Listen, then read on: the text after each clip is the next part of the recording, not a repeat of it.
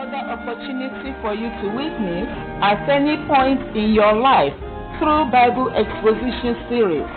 They are so lifting, spiritual and inspirational messages from the powerful man of God, Pastor P.B. Owueye, the General Overseer of the Gospel Church of the Living God, Imo, Ilesha, Osun State, Nigeria. Prepare to have your heart set ablaze for Christ.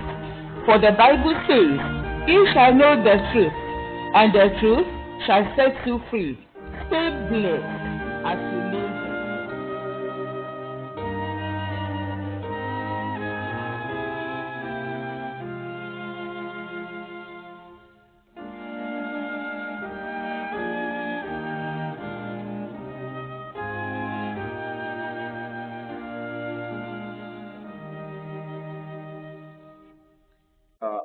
Olivet Discourse continues.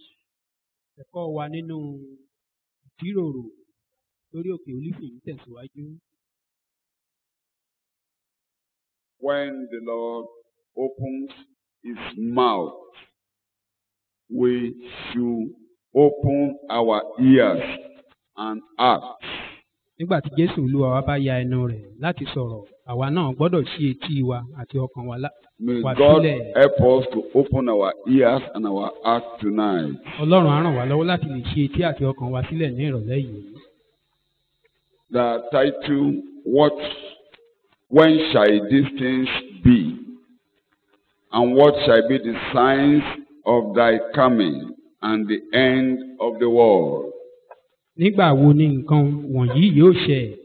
Kí ni yóò sì ṣe àmì wíwá rẹ àti òpin ayé?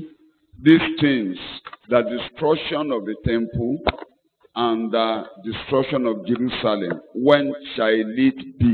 When shall it happen? Ní nǹkan wọ̀nyí, ìwópalẹ̀ ti tẹ́ḿpìlì àti ti Jerúsálẹ́mù, ìgbà wo ni nǹkan wọ̀nyí yóò ṣẹ? What shall be the signs of thy coming and the end of this age? That is, when will the new age, when will the kingdom age start? Pé kí ni àmì wíwá rẹ àti òpin ayé? Ìyẹn ni When will this age end? When will the kingdom age begin?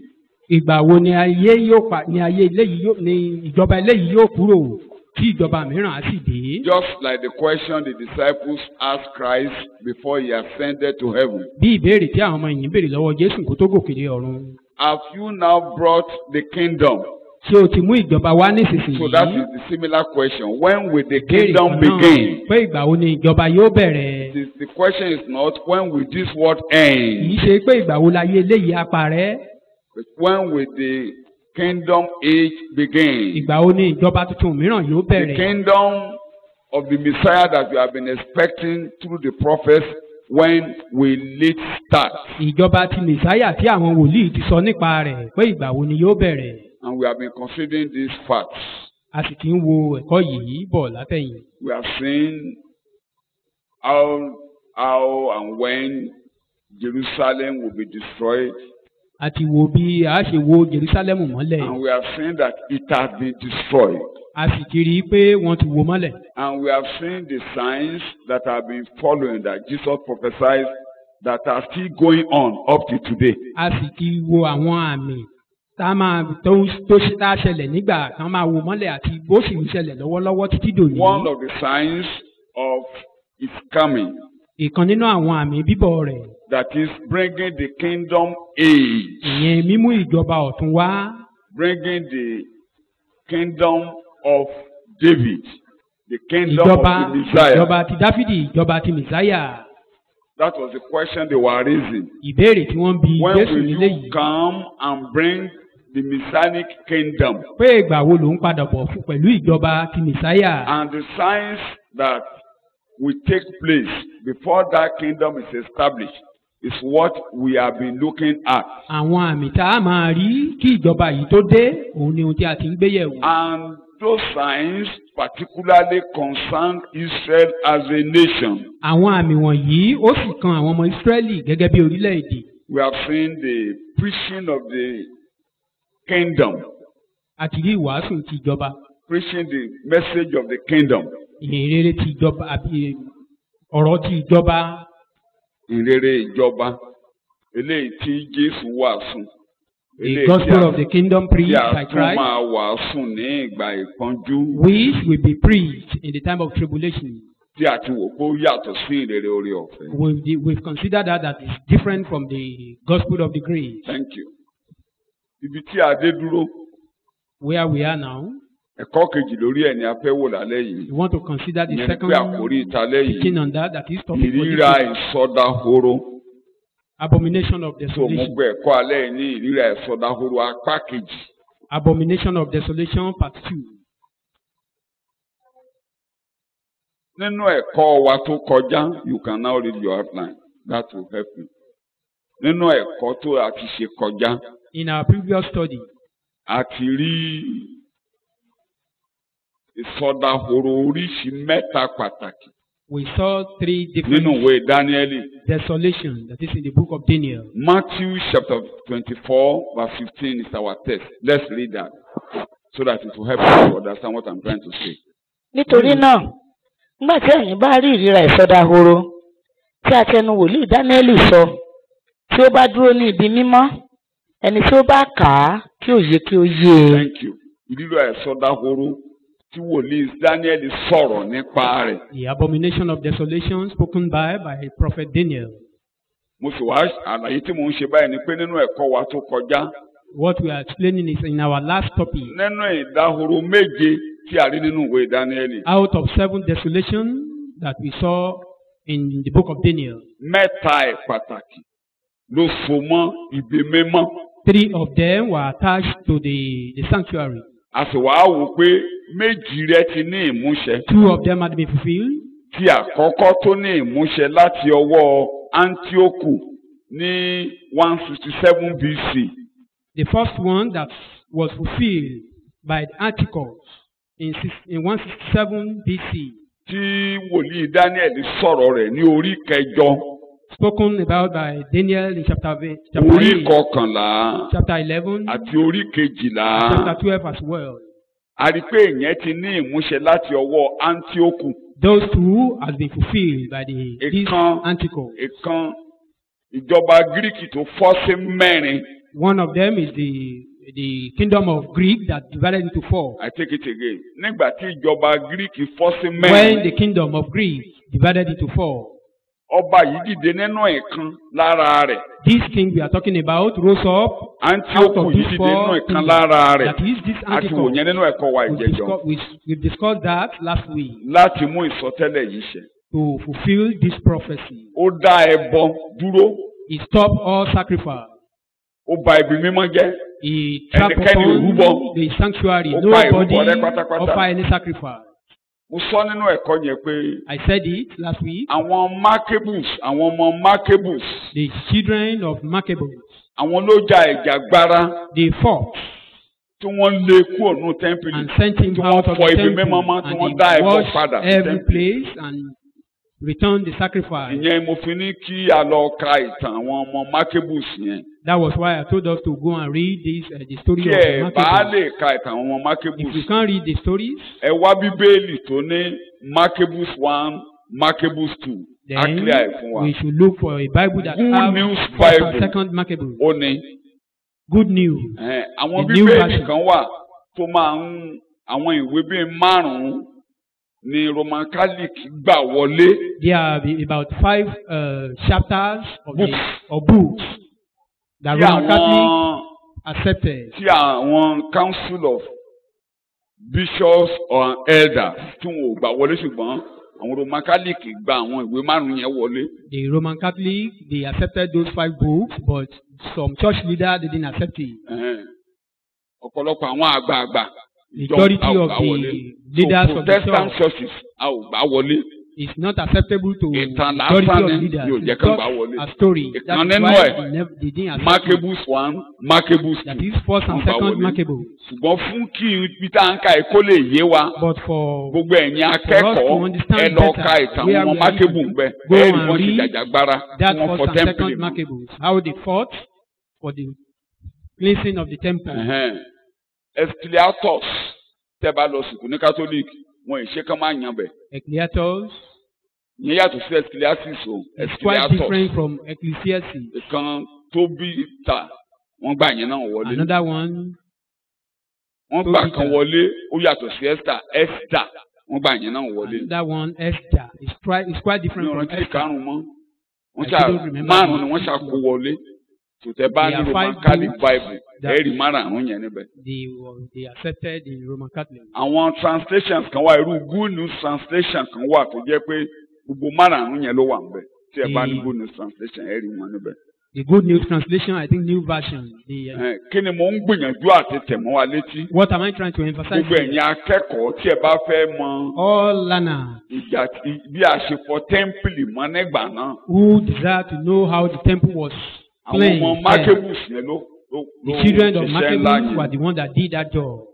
Tó dẹ̀ jẹ́ pé títí ìgbà tí Jésù fi wà láyé, And even till when Jesus was still alive, wọ́n ń ṣe ọdún àríyá ìyàsímímọ́ tẹ́ḿpìlì, they do celebrate Feast of Dedication. the Feast of Dedication. Àti wò yẹn níjẹ̀ tó wà nù. We considered that last week. Jòhánù ló jẹ́ kárí yẹn tó gbé jáde nínú John ìrere made us Jòhánù. to understand that.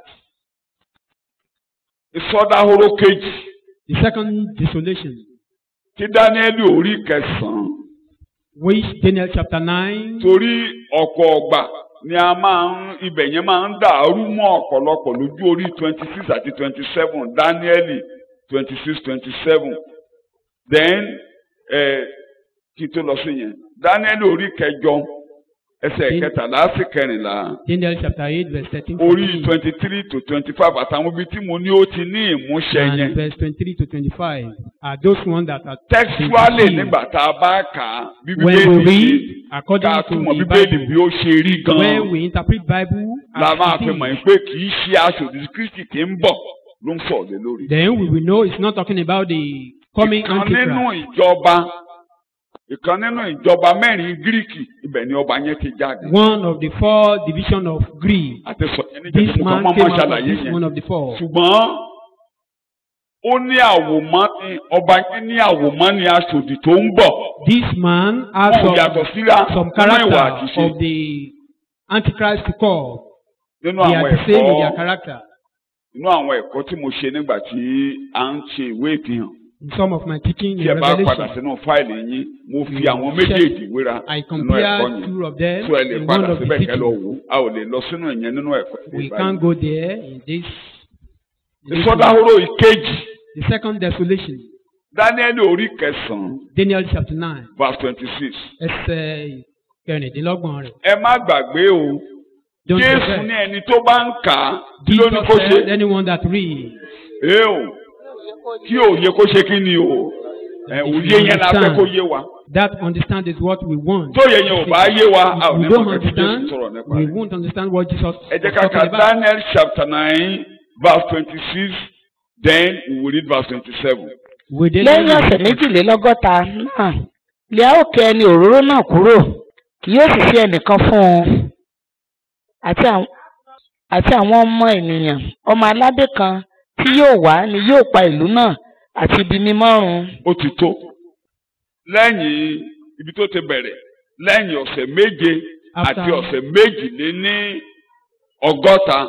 After the 7 weeks and the 62 weeks, Ìyẹn ni pé lẹ́yìn ọ̀sẹ̀ mọ́kàndínláàádọ́rin. it means after the 69 weeks. 69 weeks, A ké ẹni àmì òróró náà kúrò. that anointed one will be cut off. Kì í ṣòun ló máa para ẹ̀. He won't kill himself, Àwọn èèyàn ló máa pa. but he will be killed by the Ó wá people. tẹ̀síwájú pé He moved further. àwọn ènìyàn The people, àwọn ará ilé ọmọ aládé kan. some people people from the of house the of the prince. prince, Àwọn ènìyàn àwọn ìyẹn ni pé àwọn ará ilé ọmọ aládé kan. people of the prince, Àwọn ará ilé ẹ̀yẹn ni yóò wá. those people, they will come, Wọ́n á wá ba ibi mímọ́ jẹ́. Wọ́n á sọ ibi mímọ́ di ahoro. they destroy the Wọ́n á wó temple mọ́lẹ̀. and render it desolate. Ìyẹn ni verse 26 sọ. That is what verse 26 Ìyẹn la dẹ̀ wá rí pé tells us. àwọn ará Róòmù nínú ìmúṣẹ Bíbélì. And we discover the Àwọn Roman ará the fulfillment Róòmù of the ló Bible. ba ibi mímọ́ jẹ́ The ní Roman- AD 70. They destroyed the temple in AD 70. torí pé àwọn ará Róòmù ló bà mímọ́ jẹ́ ní AD 70 yẹn. Because this Roman destroyed the temple in AD 70, Ó ti wá yé wa wípé we now understand. àwọn ará Róòmù ní ènìyàn ọmọ aládé náà, ará ilé ọmọ aládé náà ni wọ́n. These Romans are the people of the prince. Yẹn ni pé ọmọ aládé tó máa bọ̀ yẹn. That is, that prince that is coming, Tí a máa sọ̀rọ̀ rẹ̀ ní verse 27 yẹn. that we'll be talking about in verse 27. Àwọn ará ilé ẹ̀ ló bà tẹ́ḿpìlì jẹ́ ní AD 70. His people ruined the temple in AD 70. Ṣé ó yé mi díẹ̀? Do we understand a bit? Mo ní ṣé ó yé mi díẹ̀? Do we understand? AD 70 ni wọ́n wó tẹ́ḿpìlì mọ́lẹ̀. The temple was destroyed in AD 70. Àwọn wo ló wó tẹ́ḿpìlì mọ́lẹ̀ Who tí are the wọ́n people that bàjẹ́? destroy it? Àwọn wo ló sọ dahoro? Who render it Ew. desolate? Ọmọ aládé kan máa wá. A prince will come. Àwọn ará Róòmù tó bàjẹ́ yẹn ènìyàn rẹ̀ ni wọ́n. Those Romans that ruined the Verse temple are 27 the people now. of this Bíbélì prince. ń sọ̀rọ̀ 27 verse now. Òun sì fìdí májẹ̀mú kan múlẹ̀ fún ọ̀pọ̀lọpọ̀ Ọmọ fún aládé ọ̀sẹ̀ náà. kan. Ọmọ That prince- aládé náà nígbà tó bá dé That prince yóò will wá come. fìdí májẹ̀múlẹ̀ fún Ísírẹ́lì pẹ̀lú Níwọ̀n ọ̀sẹ̀ kan. níwọ̀n ọ̀sẹ̀ kan. He will now Àti establish the láàrin ọ̀sẹ̀ náà covenant ni with yóò mú Israel kí a that will dẹ́kun ẹbọ. Eo Àti láàrin ọ̀sẹ̀ náà ni yóò mú kí a dẹ́kun ẹbọ. ìgbà tọ́sẹ̀ náà bá dé ìdajì. In the middle of the Wọn ò week, ní túrú bọ mọ́. there won't be any sacrifice again. Ó yá Àti ọrẹ ẹbọ. àti ọrẹ ẹbọ. Ìrírẹ̀ sọdahoro yóò sì dúró lórí ibi mímọ́. Ìrírà ẹ̀sọ́dáwúró yóò ṣe kí ni o? Yóò dúró lórí ibi Abomination of mímọ́. desolation. Títí ìdájọ́ tí a pinnu yóò júdà sórí asọnidahoro. Ìyẹn ló máa wà lórí ibi mímọ́ yẹn. That will be Kò on ní the dáwọ́ sanctuary. dúró It will not stop títí ìdájọ́ tí àwọn ọ̀run pinnu until sórí the ẹni tó judgment sọbẹ̀ di ahoro yẹn. Ìdájọ́ yóò determined wá by sórí the heaven. asọnidi. Then judgment will come upon that Ẹni desolator. pé àwọn ọ̀run máa dá asọnidahoro ní kí ni o? It means heavens will judge that desolator. Ibi àásọbẹ̀ yẹn dahoro. That Á wà place will be ńbẹ̀ rendered tí desolate ìdájọ́ yóò fi wá till sórí ẹni tó ṣe. the judgment came Ẹni tó ṣe or comes jù upon the Ọlọ́run á dá desolator. lẹ́jọ́. So ìsọdahoro yẹn ò ní kúrò títí The ìdájọ́ yóò fi wá desolation sórí asọnidahoro. will remain until judgment come upon the desolator. Clear? Ṣé ó yé wa? Mo níṣẹ́ kan wọlé. Do we understand? Eo. Asọnidahoro A desolator, ọmọ aládé tó máa dé the prince to come. tí àwọn ènìyàn rẹ̀ bà tẹ́ḿpìlì jẹ́ ní AD Who 70. is people ruin the temple in AD 70. Ọmọ aládé ọ̀hún wá dá májẹ̀mú pẹ̀lú àwọn ènìyàn rẹ̀. This prince will now Ènìyàn make a covenant Dáníẹ́lì. with the people of Daniel. Àwọn wo lè ènìyàn Dáníẹ́lì? Who are the people of Daniel? Ọmọ Nàìjíríà. The Nigerians. Eo. Àwọn Americans. Àwọn wo lè ènìyàn Dáníẹ́lì? Who are the people of Daniel? Ẹ má gbàgbé Don't màmá forget. tẹnumọ́. I will Ó ń continue. gbàdúrà pé ìgbà wo ló máa kó wa padà lọlé. Daniel was Ìgbà praying wo la that máa mú when ìsọdahoro tó are ti we ṣẹlẹ̀ ní returning? tẹ́ḿpìlì àti ilẹ̀ wa yìí kúrò. will Àdúrà you tó take ń away gbà this nìyẹn. desolation from the temple and Israel? That was the prayer of Àwa fún ní Daniel. timetable And the timetable was given to him. àti ń follow timetable yẹn ń bọ̀. We've been following that timetable. Timetable yẹn dẹ̀ fi hàn pé a máa gbé Mìsáyà wá. And this timetable revealed that Messiah will eventually come. Mìsáyà yẹn ló máa mú ọ̀rọ̀ ẹ̀ṣẹ̀ kúrò. This Messiah will take away sin. Ẹ̀ṣẹ̀ ló kó yín lọ sínú igbó.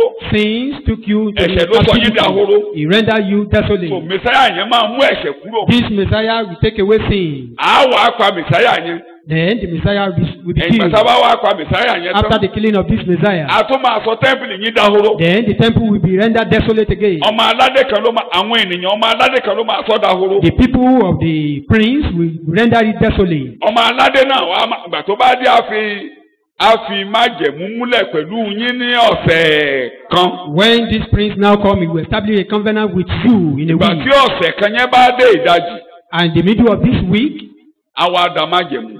he break the covenant. Á dákun ẹbọ Then he stop all sacrifice àti ọrẹ. and offering. Ìríra ìsọdahoro yóò wá dúró ní ibi. Then abomination of desolation will now Ìyẹn stand in yóò the máa sanctuary. tẹ̀síwájú títí a fi máa dá asọnidahoro ní kíní o ẹ̀jọ̀. That will continue till the desolator is judged. So ìríra ìsọdahoro kan tí ò tí ì ní múṣẹ. The abomination of desolation that is yet to come to pass, Ó máa ní múṣẹ that won't be fulfilled nígbà tí asọnidahoro bá sọ tó bá dá májẹ̀mú pẹ̀lú Ísírẹ́lì fọ́sẹ̀ kan. When that desolator make a covenant with Israel for a week. tó bẹ́ẹ̀ bá ti ń ka bẹ̀yẹn jẹ́ kó yeye yìí. When you read this place, try to understand. mo yàbàrà ní ìjẹ́jọ́. I digressed last week. mo ní ẹ̀kọ́ ń bọ̀ lórí Dáníẹ́lì lẹ́kùnrẹ́rẹ́ tó bá yá. I'm coming to Daniel dáyé bá dẹ̀ gbà later. mí gbogbo àwọn ọba tí ẹ̀ mọ̀ yẹn màá máa dárúkọ wọn fún yín tàbí kí n sọ bí tẹ́ ẹ and tẹ̀. chance I will mention the torí names orí of those kọkànlá kings. ìwé Dáníẹ́lì láti orí kẹsàn-án. Right from chapter 9 of the book of títí ẹgbẹ́ Daniel, láti orí keje. or even from chapter 7 títí dé chapter 12. to chapter 12, ó máa ń sọ̀rọ̀ ó yé ni. it's a bit difficult to understand. láti jọ́ ọ̀gọ̀rọ̀ tí ẹ fẹ́ kà á. In those days, people don't ìwé really méjì like wà to bẹ́ẹ̀ read. táwọn èèyàn máa ń sá fún. There are two books like that, ìwé Daniel àti ìwé Ìsíkẹ́lì. ìkẹta Daniel ni ìwé Ìfihàn. and Ezekiel. Then the third one is Revelation. mo ti lo àkókò kan ti pẹ́ lórí ìwé Ìsíkẹ́lì láàrin wa. I've spent Ìyẹn ti pẹ́. time on Ezekiel without táyì bá some tó time wà to go. tó máa lọ sílẹ̀ ìjọ tó náà bá gbà We wá have láyé. chance, we will still return to read látàkókò bá again. tútù à padà sí ìwé Daniel yìí. àwa mú láti At the bẹ̀rẹ̀. full of time, we Lópin will kó lè return to yé wa. Daniel from beginning to the end. ṣùgbọ́n àwọn ibi tó lágbára níbẹ̀ la ti ń ṣe àlàyé yìí. But we are trying to explain some difficult tẹ́ bá ń aspects kà á of yóò Daniel. wá yé yín dáadáa. If we are now reading, we will understand better. Olúwa yóò fi òye yé wa o. May God give us Olúwa yóò fi òye yé wa the o. understanding. tí ẹ bá ń ka orí kẹjọ orí keje orí kẹjọ. When you read chapter 7, chapter 8, of àwọn Daniel, ẹ̀kọ́ tá a ṣe ti fọ nínú dáadáa. what our teaching bẹ̀tẹ̀ now bá fẹ́ mọ are deep into that. details oríṣiríṣi àwọn chapter. ọba south àwọn ọba kẹ́nẹ́kan àwọn ọba But if kẹ́nẹ́kan you want to yẹn. know all those kings, the king of the south, east, or west, ẹ lọ sí Allman Christian Study Bible. you can check Allman Christian Study Bible. tí ẹ bá dẹ̀ ní interest. And if you are interested, mo ti tẹ chapter 8 yẹn jáde. I've mo ti printed tẹ chapter chapter 8 11 yẹn jáde. and 11. mo ní copies ẹ̀ sínú file mi. I tẹ́ ẹ bá ní have interest. copies if you you are can see interested. me, I give you, and you can read it along with those chapters when you are reading them. Ẹni tó bá nífẹ̀ẹ́ kó rí ìránṣẹ́ Ọlọ́run, á lè máa kà á ní sísẹ̀ntẹ̀lé pẹ̀lú ẹ̀kọ́ tá à ń ṣe lọ lọ́wọ́ yìí. No, tẹ́ ẹ bá fẹ́ ka Daniel ni mò ń sọ. I mean, if you want to read the book of Daniel rather, God bless you all. Ọlọ́run á ràn wá lọ́wọ́ lórúkọ Jésù. So in our study tonight, Inú ẹ̀kọ́ wa láṣálẹ́ yìí. number 1, Daniel orí ẹsẹ̀ méjìlá ń lò lálẹ́ yìí o. We are using just Matthew 24, ìwé Matthew orí verse 15, kẹrìnlélógún ẹsẹ̀ karùndínlógún. Daniel chapter 9. Ìwé Daniel verse orí 27. kẹsàn-án ẹsẹ̀ Ẹ ìkẹtàdínlọ́gbọ̀n jẹ́ ká rẹ̀. kà á pẹ̀lú ara wọn. Let's read Bíbélì ń sọ̀rọ̀. both. òun ó sì fi ìdí májẹ̀mú kan múlẹ̀ fún ọ̀pọ̀lọpọ̀ níwọ̀n ọ̀sẹ̀ kan àti láàrin ọ̀sẹ̀ náà ni yóò mú kí á dẹ́kun ẹbọ àti ọrẹ ẹbọ ìrírà ìsọdahoro yóò sì dúró lórí ibi mímọ́ títí ìdájọ́ tí a pinnu yóò tú dà sórí aṣọnidahoro. Sọ̀nìbó ẹ̀ kẹ́ka Matthew 24:15. Therefore, when you see the abomination of desolation, which was spoken of through Daniel the prophet, standing in the holy place, let the reader understand. nítorí náà nígbà tí ẹ̀yin bá rí ìríra ìsọdahoro tí a ti ẹnu wòlíì Dáníẹ́lì sọ tí ó bá dúró ní ibi mímọ́ ẹni tí ó bá kà á kí òye kí ó yé e. Ẹ jẹ́ ká wá fi ìwé Ìfihàn orí ìkọkànlá Let's read ẹsẹ̀ here, ìkíní àti ìkejì. Revelation 11:1 and 2. Ká wá wo nǹkan tí Jòhánù rí nígbà tó yá. Let's Ẹ mọ̀ pé Daniel ti sọ̀rọ̀ tiẹ̀ examine ti what pẹ́. John saw. Ẹ̀yìn ikú Jésù olùgbàlà lẹ́yìn ìgbà tí Jésù wọnú ògo After láti the ṣípayá ìfihàn glorification Jòhánù. of Christ, Ẹ jẹ́ ká wo ẹsẹ̀ Revelation orí was shown ìkọkànlá ẹsẹ̀ John. ìkíní sí ìkejì. a Revelation sì fi 11 ìfẹ́fẹ́ verse 1 kan and fún 2. mi tí ó dàbí ọ̀pá. I was given a reed like a measuring rod, ó wí pé and was told, dìde gẹ̀ẹ́ sí wọn tẹ́ḿpìlì Ọlọ́run and measure the temple of God àti pẹpẹ and the altar, àti àwọn tí ń sìn nínú rẹ̀. and count the worshippers there, sì fi àgbàlá tí ń bẹ lóde tẹ́ḿpìlì sílẹ̀. but exclude the outer court. má sì ṣe wọ́n. Do not measure it, nítorí tí a fi í fún àwọn kèfèrí. because it has been given to the Gentiles. ìlú mímọ́ náà ni wọ́n ó sì tẹ̀ mọ́lẹ̀ lé oṣù 22. They will travel on the holy city for 42 months.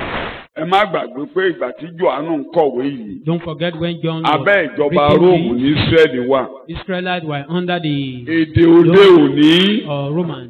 ni Jòhánù lò. John used modern language. Èdè ìgbà ayé àwọn ìjọba Médíà, Páṣíà, Bábílónì, èdè yẹn ni Daniel fi kọ̀wé.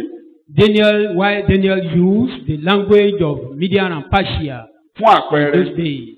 For example, ẹ gbọ́ mi dáadáa o. understand this very well. Ìgbà tí a ní ọba Nebukadnesari, When King Nebuchadnezzar ẹ lé kúrò láàrin àwọn ènìyàn. sent him out Ẹ of his fi ọkàn people, ẹranko dípò ọkàn ènìyàn. put the heart of beast, Ẹ jẹ́ kí ìgbà méje ó kọjá ní orí and let rẹ̀. the 7 times pass over him Títí till yóò fi mọ̀ pé he will know ọ̀gá ògo ní í ṣe olórí nínú ìjọba.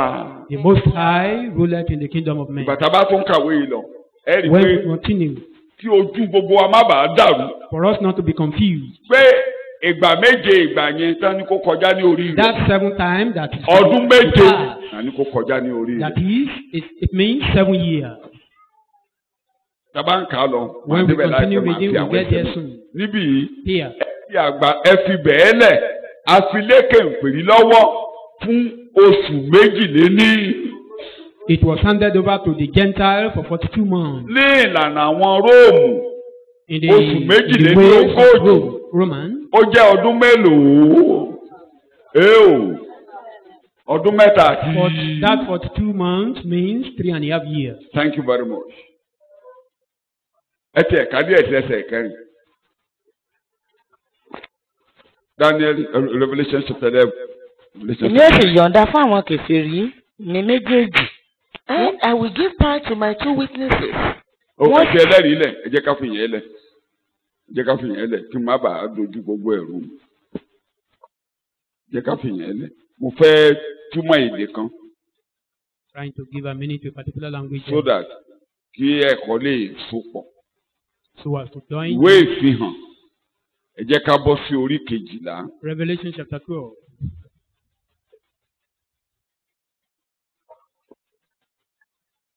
Ibi tí mo fẹ́ kà yóò dọ̀sẹ̀ tó ń bọ̀ kẹ́ ọ̀sẹ̀ tá a máa tẹ̀síwájú nínú ẹ̀kọ́ yìí kí ẹ̀kọ́ tó débẹ̀ gan-an ní pàtàkì. Where I want to read now, we will get there maybe next week. Ìwé ìfihàn orí 12. Revelation chapter 12. Ẹsẹ̀ ìkẹfà. Verse 6. Obìnrin náà sì sá lọ sí aginjù. The woman fled into the desert Níbi tí agbé ti pèsè ààyè sílẹ̀ dé láti ọwọ́ Ọlọ́run wá. to a place prepared for her by God, Pé kí wọn kí ó máa bọ́ ọ níbẹ̀ ní 6,160. where she might be taken care of for 1,260 days. Èdè mi lẹ́ ń lò ń bẹ̀ yẹn 1,260 days is equal to how many months? How many months? 42 months. Ọjọ́ ni wọ́n pè níbí 42 months. We are talking of days here. Tó sì jẹ́ ọdún mẹ́ta àti kí ló jẹ́ Which o? equally means 3.5 3 years. and a half years. Ẹsẹ̀ ìkẹrìnlá. Verse 14. Daniel orí èdè tí mo ń wá gan nìyẹn. Ẹsẹ̀ ìkẹrìnlá. A sì fi apá ìyẹ́ méjì ti idì ńlá náà fún obìnrin náà. But the woman was supplied with the 2 wings of a giant eagle, Pé kí ó fò lọ sí aginjù sí ipò rẹ̀. so that she might fly from the presence of the serpent into the desert to the retreat where she is to be kept safe.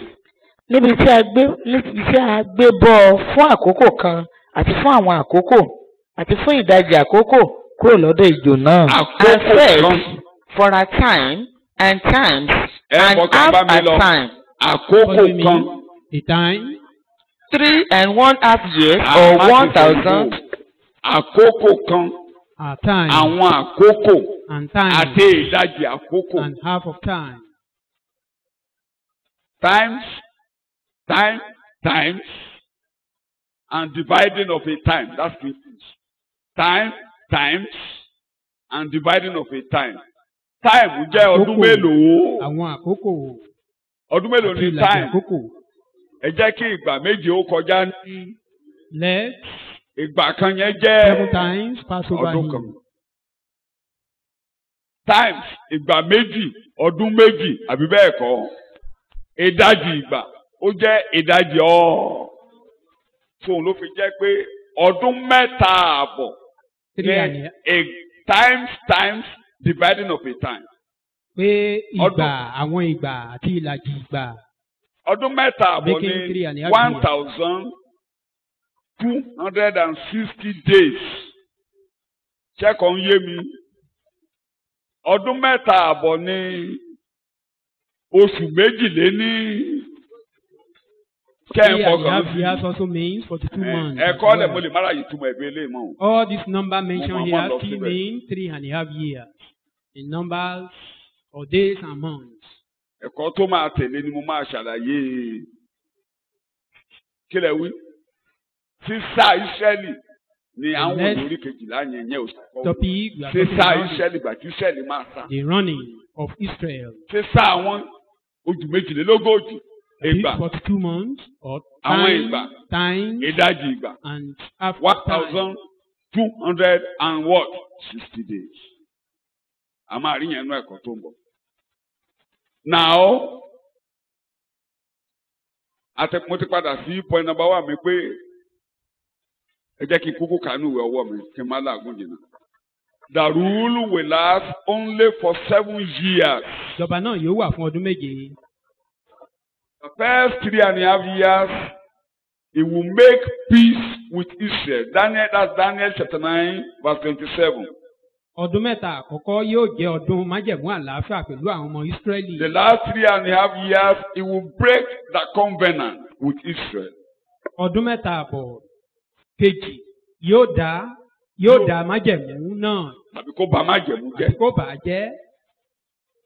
And the abomination of desolation now will stand in the holy place. Àti ìríra ìsọdahoro yóò wà ní ibi In mímọ́. the last 3.5 years. Ìyẹn ní ọdún mẹ́ta àbọ̀ And yókù. it will continue until the desolator will be judged. A sì máa tẹ̀síwájú títí kí asọnidahoro tá a sì dá The desolator will be judged at the end of the 7 years. That's at the end of the last 3.5 years. Lẹ́yìn ọdún kẹta àbọ̀ láwa dá The asọnidahoro desolator will be judged. À á dá asọnidahoro ìlẹ́jọ́. We are going to now, ẹ̀kọ́ yẹn ló máa gbé wa lọ sí tàlà ń pè ní àsọdahoro yìí. That will take us to Bẹ̀kí who tó is the débẹ̀, desolator. ẹ jẹ́ kí n sọ àwọn Before ibi then, kẹ́ ẹ tó mọ̀ pé ẹni ọmọ aládé tó ń bọ̀ yìí tó máa dáwọ́ ẹbọ dúró. this coming Tó máa prince dáwọ́ will ìjọsìn stop dúró. sacrifice and offerings there.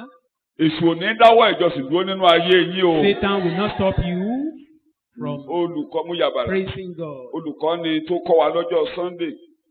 Ó rán wa létí pé Sunday preacher, tí a bá ti jọ́sìn, if we fail to worship God, à ń fi ìsọdahoro ń kọ́ra. it means we are training Abẹ́ ti ourselves gbàgbé. with desolation.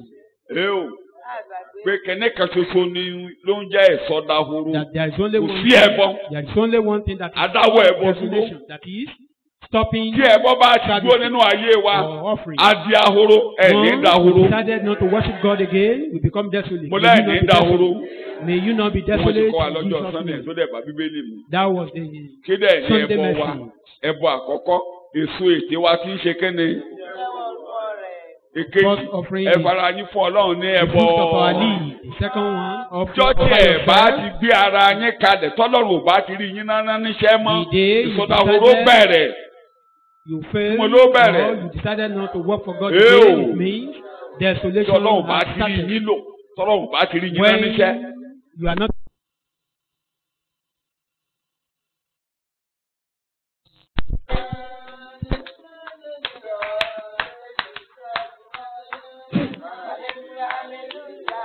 Jésù ṣẹ́gun.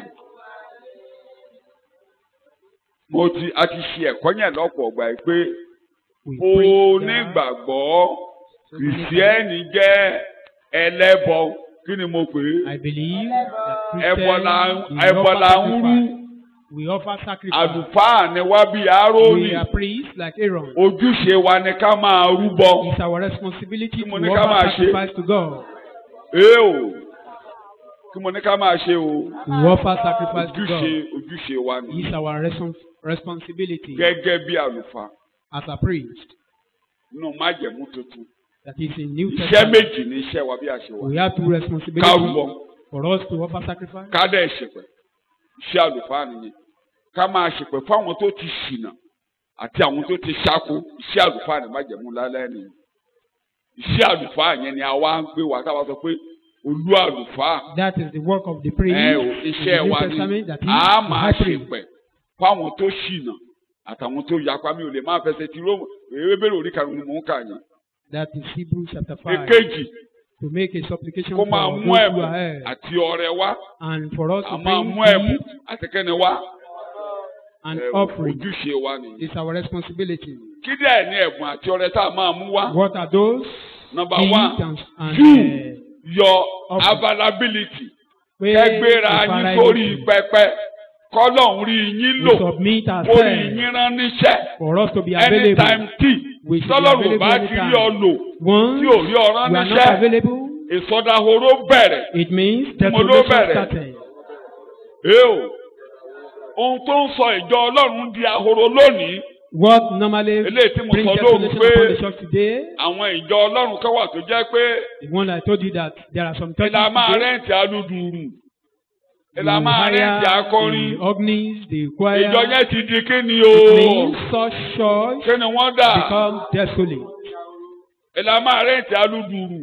They Ìlà máa hire rẹ́ǹtì akọrin. the organist, the Kò sí choir. nǹkan tó ń jẹ́ ìkéde ìrere. No, Ìlà máa invite evangelist táwa bá a kéde. there is Àwa gan no òrìṣẹ́ evangelism. lẹ́rìí Kristi. Kí ni They ìjọ will yẹn hire dà? evangelists. Ẹ ní dahoro. Preach for them. May we not be desolate. Tí Ọlọ́run ò bá ti rí wa rán níṣẹ́. Once we are not Tó ní available kálukú again, lọ sí ọ̀nà ọjà àti ọ̀nà everyone oko to rẹ̀. his own way. Tí ò sẹ́ni tọ́lọ́run rí lò. Nobody is available. Tí a lọ ń powó nígboro. And we make money outside. Ìsọdahoro. Kí ni mo pè é? Rírà ìsọdahoro ní ibi mímọ́. Abomination of desolation in the sanctuary. Tọ́lọ́run ò bá dẹ̀ lẹ́yìn yẹn.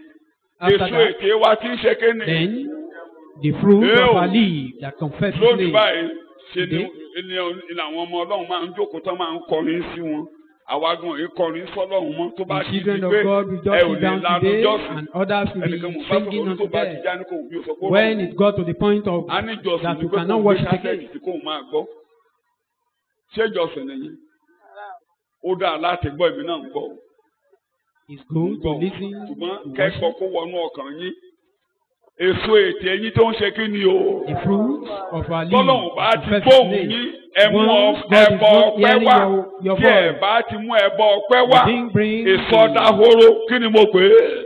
thanksgiving. It means desolation.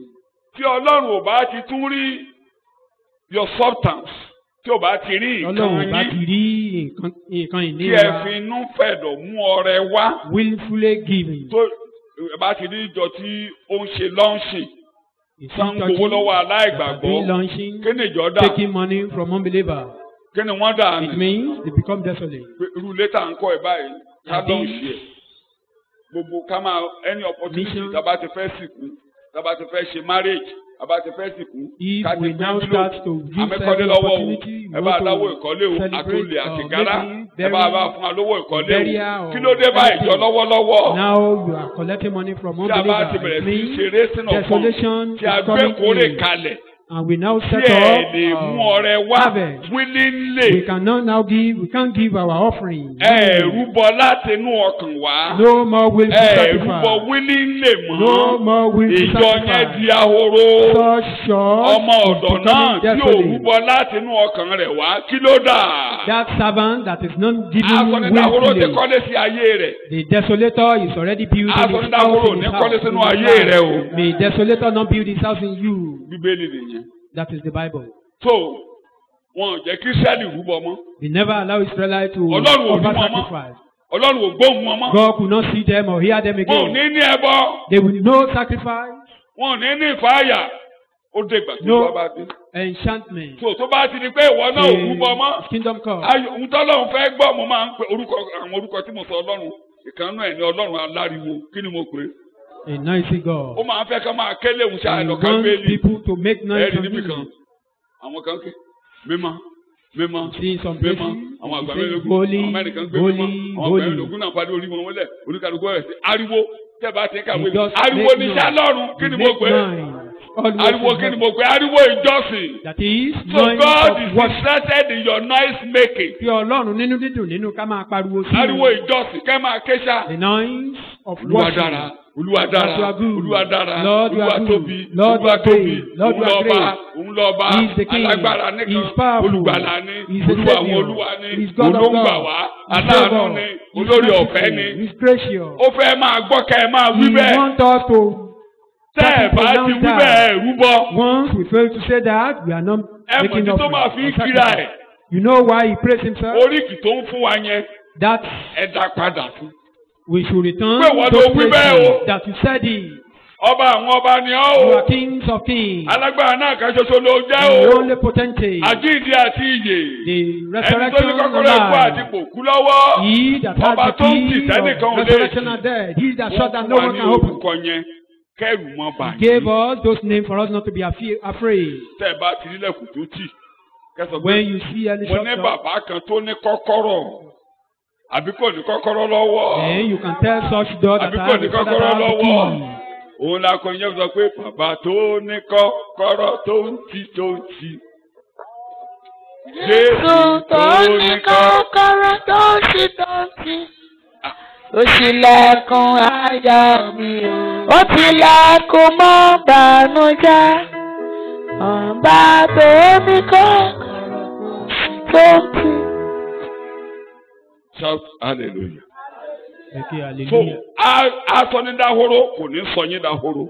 A desolator. Mo yà bàrà render you síbẹ̀ desolate. torí olùkọ́ nínú wa létí lọ́jọ́ Sunday pé ká That fi is sọ́tọ̀. just a digression. A Hey, preacher dahoro. reminded us that on Mo Sunday. lẹ́ẹ̀ ní dahoro. May you not be desolate. Ìwọ náà gbìyànjú kó má dahoro o. Try not to be desolate. Mo ti mẹ́sẹ̀ nǹkan mẹ́ta tó sọ̀yìn dahoro o. I've mentioned 3 things that can Kọ́lọ̀ má rí us ọdún kó desolate. má rí ọ̀rán níṣẹ́. You not to be available for Kó má God. jọ́sìn kó má For lànà you not to jọ́sìn. worship God. Open For you your not to mouth, open your open your mouth to worship God. Praying aloud, worship Kágbàdúrà God sókè. aloud. Kájọ́sìn Ìyá tó ti sọ́lọ́run. pé ẹ̀ ń bèrè nǹkan. Saying call God what he call himself. Ká pe Ọlọ́run lóhun tó pera rẹ̀. Ìjọsìn nìyẹn. That Call is him what he worship. call himself. Ká pè ní ohun tó pera rẹ̀. Òun kọ́ nìyẹn. That is sacrifice. Ẹbọ yẹn ò ní tán nínú ilé yín o. Sacrifice will not Ó ń leave rúbọ your family. nígbà tó bá ń lo tálẹ́ǹtì àti ẹ̀bùn rẹ.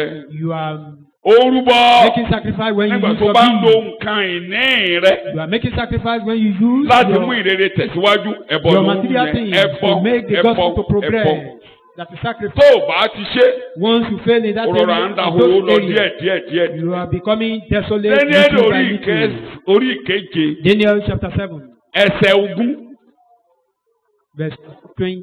kó lè yé wa ẹsẹ̀ kẹjọ làbákà Better ẹ̀ka ẹsẹ̀ ogún. Àti ní ti ìwo mẹ́wàá tí ó wà lé orí rẹ̀. Yes, Àti òmíràn náà tí ó yọ sókè. bẹ́ẹ̀ni Níwájú èyí tí mẹ́ta sì ṣubú. bẹ́ẹ̀ni. Àní ìwo náà tí ó ní ojú. Àti ẹnu tí ń sọ̀rọ̀ ohun ńláńlá. A máa dórí ẹ̀ láìpẹ́ ẹnu tí ń sọ̀rọ̀. Ohun ńláńlá.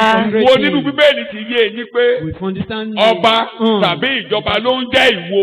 that is kingdom or a king. Ọba tàbí ìjọba ló A ń king jẹ́ or ìwo. a kingdom. Ìwo Refer to a kékeré horn, kan. a little horn. Láàárín ìwo mẹ́wàá In the tó midst ń of sọ̀rọ̀ every ohun horn, ńláńlá. speak of great things.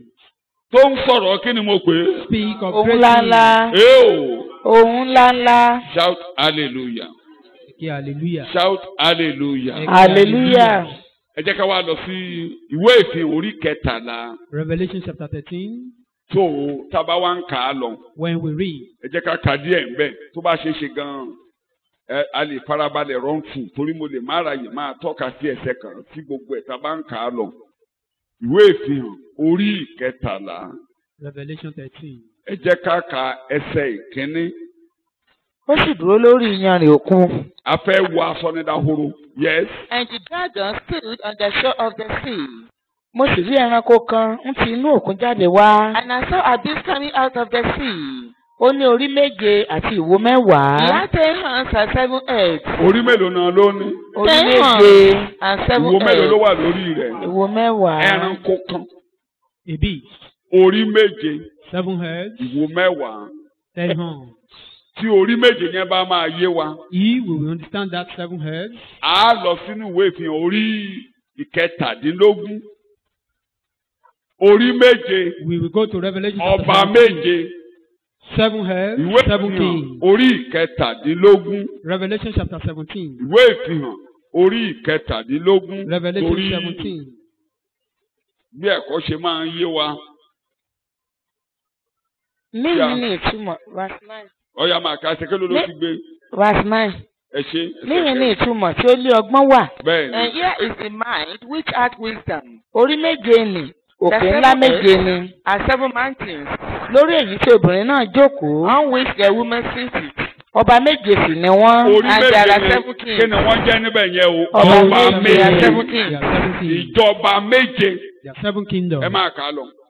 Àwọn márùn-ún ṣubú. Àwọn márùn-ún nígbà tí Jòhánù ń kọ̀wé ẹ̀ yìí. While John Márùn-ún was ẹ̀ ti writing wó. them, 5 of are them, Ìjọba fallen. yẹn ti lọ. Àwọn ìjọba tó jẹ gàba lórí Ísírẹ́lì. the kingdom that Ẹ gbọ́ mi dáadáa o. dominate over Israel. God here has been talking of world empires that have ruled over Israel as a nation, that has conquered Israel John as a ń nation. sọ̀rọ̀ nípa àwọn orílẹ̀-èdè tó ti jọba tó ti jẹ gàba lórí Israeli. When time comes rí. again, I will remind you biblically, but I can't go to details tonight. A lè máa lọ sí àárín gbùngbùn rẹ̀ ní ìrọ̀lẹ́ yìí. Egypt was the first kingdom, the first world empire. Egypt ni alágbára ayé àkọ́kọ́ Thank you. Tó jọba lórí gbogbo ayé. that Tó ruled kó the Egypt world. sí abẹ́. Tó He kó took Israeli sí abẹ́. Israelites captive. Ẹni tó tún tẹ̀lé The second one tó ṣẹ́gun Israeli. that ruled or Ọba overcame Syria. Israel, that is Syrian. Òun ló kó Northern Kingdom tẹ́ bá ti ń ka ìtàn Bíbélì. He took Òun ló Northern kó Syrian Northern captive. Kingdom lọ sí ìgbèkùn. He took them captivity. Ẹ bá yẹn pàdé ní Second Samuel àbí Second Kings particularly chapter 20 Second Kings lẹ́tì máa rí. Nínú àwọn ọba Samaria lákọ́kọ́ kó lọ sí ìgbèkùn. Samaria was first Àwọn taken Assyria captive. ló ṣẹ́gun wọn. That is, the Assyrian took them captive. Ó wá kù Judah àti Jerusalem. Then Judah was left in Jerusalem. Bábílónì wá ṣẹ́gun Judah àti Jerusalem. Babylon now Bábílónì yẹn overthrown ó tún Judah kó and Jerusalem. Assyria sábẹ́. Then this Babylon came along with Lẹ́nu ọjọ́ Assyria. mẹ́ta yìí níṣe tí mo ń sọ̀rọ̀ yìí mo gbé wa lọ sínú ìwé Ìsíkẹ́ẹ̀ nígbà tí mo ṣàlàyé pé Recently, we òun read kó from Ezekiel. igi ó fi Assyria wé igi tó nà ẹ̀ka compare Assyrian àti with Bábílónì àní lọ sínú Awu ìdálẹ́. and Babylon. Ọba kẹta The third king lẹ́yìn Bábílónì after Babylon, Médíà àti Media and Persia. ó di mẹ́rin àbí bẹ́ẹ̀ kọ́ mélòó ló dà? Egypt, Assyria, Bábílónì, Médíà àti Persia tí a kà níjẹjọ. Àgbò oníwo méjì tí ẹ ti A rántí. ram with 2 horns. Mo ní ṣe ẹ rántí. Do we remember? Médíà àti Media and Persia. òbúkọ onírun oníwo kan tí ò A fẹsẹ̀ he-goat kanlẹ̀. with 1 Ọba horn ata nìyẹn. that didn't touch the ground. Ẹ ti gbàgbé ọba ata nìyẹn. Ọba Gíríkì tí mo sọ níjẹjọ mo tún tẹnu mọ́ pé ọba tó Grecian jọba king. níbẹ̀ torúkọ rẹ̀ ń jẹ́ Alexander da. That is the Alexander the Great. Òun ló conquer everybody. He Gbogbo ayé fi ń overcame sọ èdè Gíríkì everyone. nígbà yẹn. And that was why The they New spoke Testament portion of the Bible then. was written in Greek language.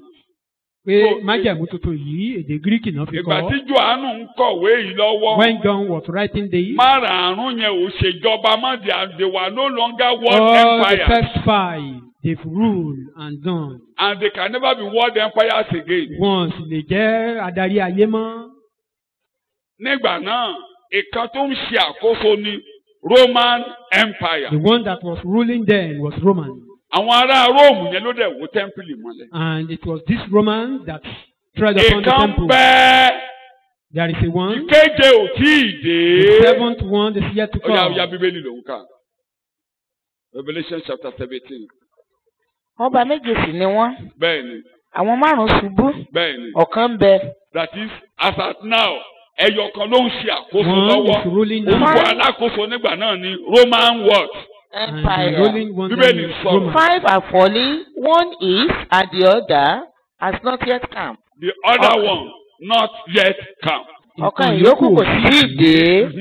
Nígbà tí ó bá sì dé, But when it does come, yóò dúró fún ìgbà kúkúrú. it must remain for a little while. Ẹranko tí ó sì ti wà tí kò sí, The beast who once was and now is not òun náà sì ní ẹ̀kẹjọ. is an 8th king. Ó sì ní inú, ó sì ti inú àwọn méje náà wá. It belongs to the 7 and is good. ṣé ẹ rí gbogbo ohun tó máa mú ẹranko yẹn ṣèjọba All that will help the kingdom of agbára that Egypt beast. agbára Egyptian power, Assyria Syrian power, agbára Media Persia the power from agbára the Babiloni the Babylonian agbára power, Media Persia agbára Gíríkì the power, agbára the Rome. Russian power, the Roman power. òun nìkan jọ It will be the ó máa ṣe àkóso lórí ìjọba Rome tí ò tí ì dé it will kéde ò rule tí ì dé in the kingdom of Rome. That orí is yet to ìjọba come. Rome ló ti máa ṣe It will àkóso rule the Roman Empire. Rome tó ń padà bọ̀ a máa That gbé Rome is dìde becoming Rome. Rome will be ọba méje ni resuscitated. mo túmọ̀ débẹ̀ o I'm trying to give interpretation to that 7 padà kingdom. sí Rome Revelation chapter 13 ìyẹn ti yé wa bẹ́yìn tí ò bá yé yín ẹ pàdé mi nínú ẹ̀kọ́ mi ẹ ti mọ̀ pé ìjọba márùn ti wó ìkan ń ṣàkóso nígbà tó ń kọ No, bíbélì 5 has ìkan ń gone. bọ̀ 1 is ìkan yẹn ò tí ì ruling. dé báyìí o Then 1 is yet to come. ó múra And it's sílẹ̀ even lọ́wọ́lọ́wọ́ yet to báyìí kò come. tí ì It's dé. preparing now. You are reading. ó sì dúró lórí iyanrìn òkun. bẹ́ẹ̀ ni Mo sì rí ẹranko kan ń ti inú òkun jáde wá. bẹ́ẹ̀ ni. Ó ní orí méje àti ìwo Ẹranko. mẹ́wàá. ẹ má gbàgbé gbogbo bí àṣekà gbélé ìbọ̀ gbogbo ìjọba ayé kí lọ́lọ́run fi wọ́n wé All the Ìjọba kingdom of the ẹranko. world Kí will lọ́lọ́run fi compare wọ́n with wé thee. Ìjọba ẹranko. And I saw a beast coming out of the sea. He had 10 horns and 7 heads, with 10 crowns on his horns. àwọn ìwo mẹ́wàá 10 horns. ìwo mẹ́wàá yẹn adé mẹ́wàá ten wà ní horns. kíni Orí orí rẹ̀. 10 crowns upon them. bíbélì lẹ̀ ń kà óyá óyá Àti adé mẹ́wàá lórí àwọn ìwo náà. Àti lé àwọn orí rẹ̀ náà ní orúkọ ọ̀rọ̀ òdì. And on each head a blasphemous name. gbogbo àwọn ìjọba mẹ́wàá wá yẹn aṣòdì ni wọ́n All sínú máa those- sọ ọ̀rọ̀ òdì. Ọ̀rọ̀ òdì. They Ẹranko speak tí mo rí blasphemy. náà. Dáníẹ́lì ló wá túmọ̀ rẹ̀ pé Daniel now gave us the meaning ìwo kékeré kan máa jáde láàrin wọn that a lórí little keje horn will develop. ìwo kékeré Ìyá mi. yẹn máa sọ̀rọ̀ ńláńlá That little horn will be àwọn speaking mẹ́wẹ̀ẹ̀wá great yẹn things. máa ní inú kan And those 10 horns Á will fi have wọ́n one ṣubú. mind. They will be pulled down. kékeré yẹn ló wá máa gàba lórí everybody. This Ó máa small gbógun one mọ́lẹ̀. will now dominate over them. ìyẹn kọ́lẹ̀ kọ́ alẹ́ yìí a That máa is wò not for today. ṣùgbọ́n ẹ rí i pé abẹ́ alákòóso orí ìjọba mẹ́wàá yẹn ló máa gbé jáde Those 10 ọba mẹ́wàá yẹn ló horns, máa gbé jáde orí wọn ló ti máa ṣàkóso lórí ayé that this tó ti máa little ṣàkóso horn lórí will rule Ísírẹ́lì over the gẹ́gẹ́ bí orílẹ̀ 10 horns and will rule on Israel as a nation. You are reading the Bible. Ẹranko tí mo rí náà sì dàbí ẹkùn. ẹ máa gbọ́dọ̀ o. And the Ó máa beast túmọ̀ ẹ̀. which I saw was like a leopard. ẹranko náà dàbí kíni o. Leopard. Ẹkùn. Ẹsẹ̀ rẹ̀ sì dàbí ti bíárì. And his feet were like those of a bear. Yes. Ẹnu rẹ̀ sì dàbí ti kìnìún. And his mouth like the mouth of a lion. kìnìún ní Bábélónì. Babylon is lion. a máa kà débẹ̀ láìpẹ́. ẹkùn A leopard. Gíríkì àti ọba Mídíà àti Páṣíà. Greece, gbogbo agbára wọn Media ló and máa Persia. kó ọjọ́ pọ̀. ẹranko náà The ó ní beast. gbogbo àwòmọ́ni Bábílónì gbogbo àwòmọ́ni Mídíà àti Páṣíà gbogbo àwòmọ́ni Gíríkì ló wà lára rẹ̀ ẹnu rẹ̀ ẹsẹ̀ rẹ̀. of picture of Greece, Bíbélì lẹ̀ ń Roman kà Persia, was Dragoni náà sì fún un lé agbára rẹ̀ ẹ máa kà ó. àti ìtẹ́ rẹ̀. ta ló fún ẹranko yẹn ní agbára? Dragoni. The And ta the ló power fún dragon- ẹranko ní agbára? Dragon. Dragon. empower that ìfihàn beast. yẹn ló túmọ̀ lé dragoni yẹn ni ejò Láíláí. tí à ń pè That ní old serpent called Satan. ó And fún the ẹranko yẹn ní kíni o. gave him his power Empower that máa kà á. beast. Mo sì rí ọ̀kan nínú and his throne and his great authority. yes. mo sì rí ọ̀kan nínú àwọn orí rẹ̀ bí ẹni pé a sá a pa. ẹranko yẹn àti ṣá orí rẹ̀ pa. He was a bruised. sì wọ ọgbẹ́ àsápa náà Àwa rẹ̀ náà wọ sàn. ọgbẹ́ àṣàpá orí rẹ̀ sàn. And they Gbogbo Àwọn ayé ti sàn. gbọgbẹ́ rí, Wound has been wọ́n wá healed. gba ìwòsàn. Ìwòsàn. I saw one of his heads as if it had been slain, and his fatal wound was healed. Àwa fún ní Gbogbo ayé sì fi ìyanu tẹ̀lé ẹranko gbogbo náà. ayé ń And the tẹ̀lé. whole earth was amazed and followed after the beast. Kọ́ bá rírú ìran yìí wà yá wèrè. If you see this kind Ojú rẹ̀ á of dàrú. revelation, Àti ìrírú ìran yẹn gan you tá will àwọn be oṣù máa jẹ́ ń bí. confused. We Mo haven't ti sọ seen ní that. ìjẹ́jọ́ ẹ̀yin onígbàgbọ́ ẹ máa farabalẹ̀. I said it last Ọlọ́run ò week. lè fi hàn Believer, yín. God can Ẹ reveal farabalẹ̀ ẹ má anything to dẹyẹ sí you. nìyàn mọ́. Calm down. Stop wishing. Ẹ lè mọnú Ọlọ́run tẹ́ ẹ bá ti ń móṣó máa You can't know jẹ́. the mind of Tó God. dẹ̀ Why jẹ́ kó wishing? móṣó máa jẹ́ ni àìlè ìdáríjì ní ẹ̀tanú And that àti ìjà one ọkàn. is O unforgiving. dẹ̀ lè gbádùn ayé tó bá lẹ́tanú. O lè gbádùn ayé. You can't Yàtọ̀ enjoy sọ́run, this world. O lè gbádùn ayé. When you have greed Tó ń sọ ni within pé you, ayé rẹ̀ wà lọ́wọ́ ẹnìkan. it means you are saying Ẹnìkan your ló máa life is in the determine hands ayọ̀ of rẹ. someone. That is someone Ṣé can èèyàn ló máa controlling determine your ayọ̀ rẹ? life. That someone Eo, can determine your joy. ẹni tó ń bá jàyè ló máa determine ayọ̀ The rẹ̀. person you are fighting with Òun ló máa can determine determine àlàáfíà your rẹ̀. joy, your Torí peace. tó bá ti rí báyà rẹ̀ á ti gbé náà inú àti bí Once ọ. you see him, you Òun ló look máa sọ ìgbà aggressive. tó máa láyọ̀. Òun ló máa sọ ìgbà tó máa banújẹ́. He will determine when you should be joyful and when you should be sorrowful. Forgive and forget. Dáríjì kò sì gbàgbé. Kódà àwọn ọmọ Ọlọ́run ń kébù sí ẹ̀ púpọ̀ lẹ́nu ọjọ́ Children mẹ́ta of ìtòrí God oríṣiríṣi ìwé are ní emphasizing on Wọ́n kàn máa that kébù sí recently. ẹ̀. Mi ìpadà bọ̀ Jésù fún mọ́lé o. And Wọ́n I ń kébù sí ẹ̀ said, ṣáá. His coming is Wọ́n ní very ọjọ́ near. kan tí mo bá ka délé ní dègbé mẹ́rin orí gbàgbé ẹ̀. There are times I Ìyàwó read mi, 5 gbàgbé ẹ̀. books and they will be talking about Àwẹ̀ forget gbàgbé about ẹ̀ o. it. Forget it. Kí mo ní kó ṣe àwẹ̀? Kí mo ní kó ṣe àwẹ̀? Wùlàfẹ́ ńlá làkàlà tó bá ti gbàgbé. That is why at times you have bad dreams. In this mi ìyá èdè ọmọ mi lò nínú ayé búburú yìí In this wicked world, ọmọ mi kan ló sọ or evil world, òun sọ fún ìyá ẹ̀ ó one ní of ẹ̀kan my máa child jọ́sìn was sí yín telling ó lọ́lọ́run ti his ká mother, èso yín nígbà tẹ́ ẹ kéré nínú ayé búburú yìí tó lẹ́ẹ̀mọ he nǹkan tó said lọ you nínú should ayé just continue serving, worshiping God, that God has Ọlọ́run ti reaped ká èso yín ní your kékeré fruit while you are still young. jẹ́ ká ẹ mọ in bá this yé world. ṣe burú tó That one thing Inú allow ayé you to know búburú how yìí, wicked this world mo is. fẹ́ mú lò bẹ́ẹ̀ pé wọn ò ní In wù this díẹ̀ evil world, pé that wọn ò ní will not be kọlù ọ wounded, or they will lójoojúmọ́ not wọ́n máa they mú will ọ not bínú harm you, they will be making you, ìwọ ló máa mú angry. múnú ara rẹ dùn. you just make yourself happy. Ìjọba Ọlọ́run The kingdom of God, kì í ṣe kéne jíjẹ Jẹ́ not kì for í ṣe eating, bí kò ṣe drinking, òdodo but àlàáfíà àti Ayọ̀. ayọ̀ nínú kẹ́ne. and joy. Ẹni tó bá ń sin Ọlọ́run nínú nǹkan mẹ́ta yìí He that ó serves máa God in ní these ìyìn things lọ́dọ̀ ènìyàn we have ó máa praise jẹ́ among ìtẹ́wọ́gbà men, lọ́dọ̀ and it Ọlọ́run will be acceptable unto the àti Lord. bí aṣọ òdodo wọ̀ wá. The garment of righteousness is upon us. Ayé wa gbọ́dọ̀ gbé òdodo Ọlọ́run yẹn jáde. Our life must reveal Ayé wa that gbọ́dọ̀ righteousness gbé of ayọ̀ God jáde. and must reveal Ayé wa joy. gbọ́dọ̀ gbé àlàáfíà Our life jáde. must reveal Ó gbọ́dọ̀ peace. máa láyọ̀ We lójoojúmọ́. must be joyful daily Torí kì í ṣe oúnjẹ láyọ̀ rẹ. because Ọmọ tó bí kọ́ láyọ̀ rẹ. food is not your joy. Dúkìá kọ́ la Neither ayọ̀ your rẹ. children are your joy. Ìjọba tó wà lóde kọ́ láyọ̀ rẹ. The present government are not your joy. Bí ẹnìkan tẹ̀ ọmọlẹ̀ kò lè báyọ̀ ẹ If jẹ́. someone step on you cannot ruin your Àbó lè joy. báyọ̀ ẹ jẹ́. Or can he? Wọ́n gbaṣẹ́ lọ́wọ́ rẹ kò lè báyọ̀ ẹ jẹ́. A job is taken away Kò dẹ̀ gbọ́dọ̀ cannot bá ruin yọ your ẹ̀jẹ̀. joy and must not. Gbọ́dọ̀ báyọ̀ ẹ jẹ́. Must not ruin Pẹ́nìkan your kú kò joy. gbọ́dọ̀ báyọ̀ ẹ Someone jẹ́. die must not stop your joy. Àlàáfíà. Peace. Àlàáfíà pẹ̀lú Ọlọ́run. Peace with God. Àlàáfíà pẹ̀lú ènìyàn gbogbo. Peace with all men. Àlàáfíà pẹ̀lú kárímọ́ pé. Peace with all men. Peace with men. Peace with God. Peace with men. Láfíà pẹ̀lú Ọlọ́run pẹ̀lú gbogbo Kẹ̀kí ènìyàn. Jésù mú wá ní. That was what Jesus brought to Ẹ̀bẹ̀ us. tó bẹ̀. Ìgbà yẹn ló máa tẹ̀síwájú. You can't prosper without peace.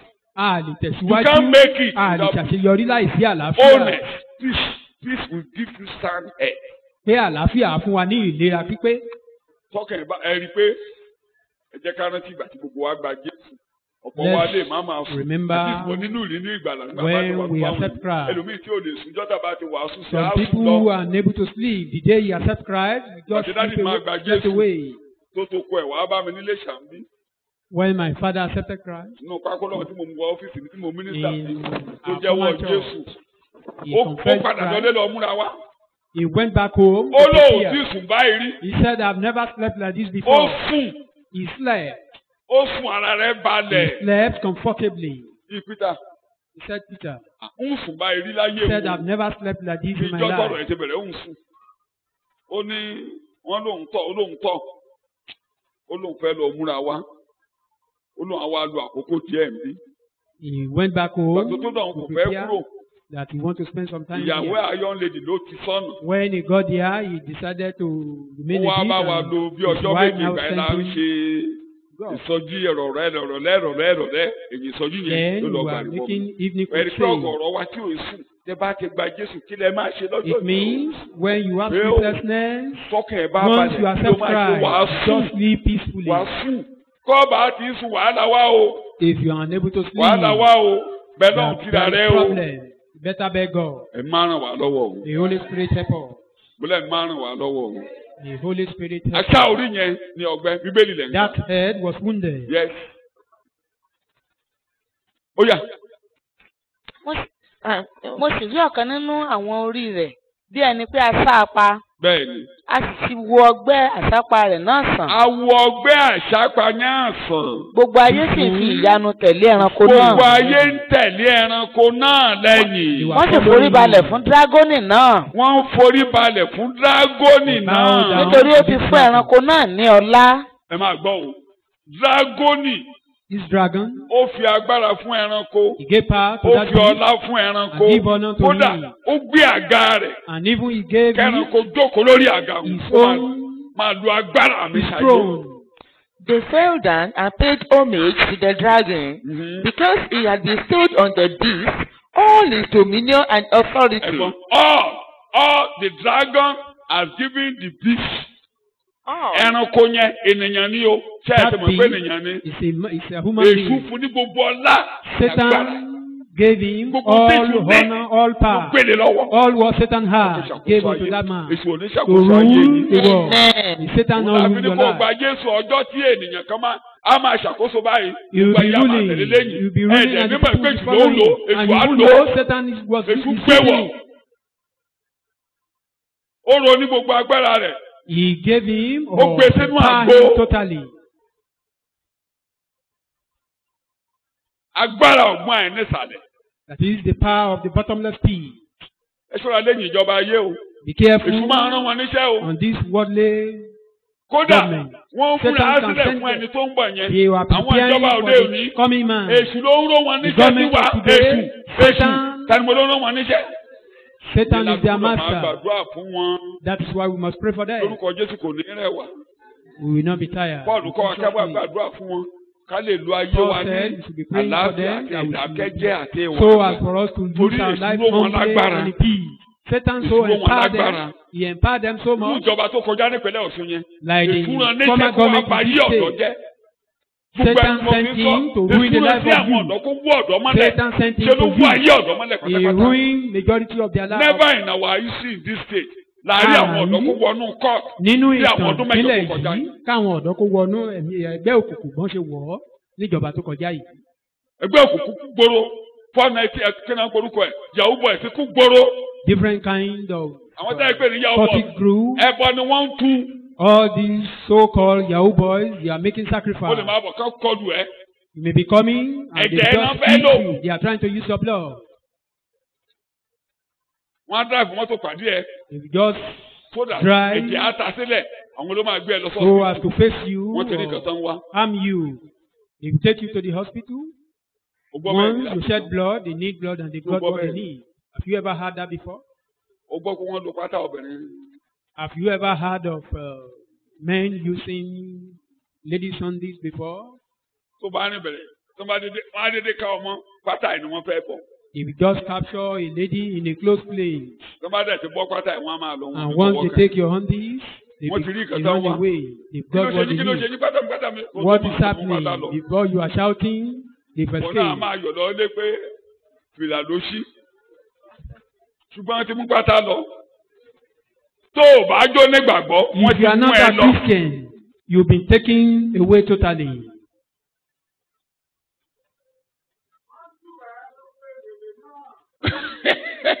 Ewele. bẹ́ẹ̀ ni kò sólùwà ẹ̀ ẹranko ńlá máa ká lọ àwẹ̀ yes.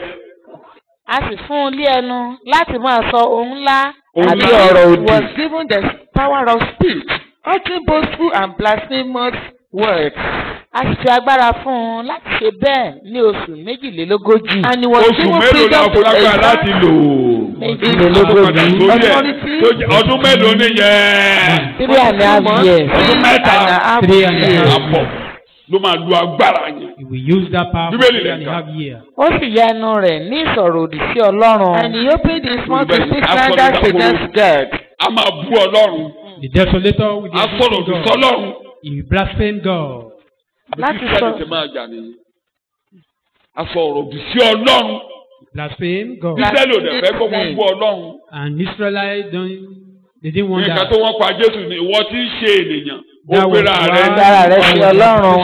Torí ìgbà tó You bá have ti wọnú against Christ. tẹ́ḿpìlì You that tó are fi man, wọ you ẹbọ. compare yourself with Á God. fi ara rẹ̀ When you pé enter into the temple, sáyà tẹ́ ń retí èmi he revealed nìyí. himself as the Èmi ni Messiah, Ọlọ́run started yín. Messiah, that I am your God. Nǹkan tó pa Jésù sí nìyí. That was the purpose of their So- killing Jesus. Ẹ̀kọ́ ọjọ́ mẹ́jọ á bẹ̀rẹ̀ níbẹ̀. Next week, we start from Ísírẹ́lì there. àwa bínú. Israelite will be Pé free. òrìṣà Ọlọ́run. That you are not Pé God. ènìyàn ni You ọ́. are ordinary man. Lábẹ̀rẹ̀ sí í pa wọ́n. Then we started killing Ẹ them. pàdé mi níjọ́ mẹ́ẹ̀ẹ́dógún. Maybe Lórí àwẹ̀ la ní lọ́jọ́ mẹ́jọ. we are having fasting and prayer next Ọjọ́ week. mẹ́ẹ̀ẹ́dógún ni ẹ̀kọ́ yẹn. Sísá Ísírẹ́lì. Ọlọ́run wo Ọlọ́run rèé.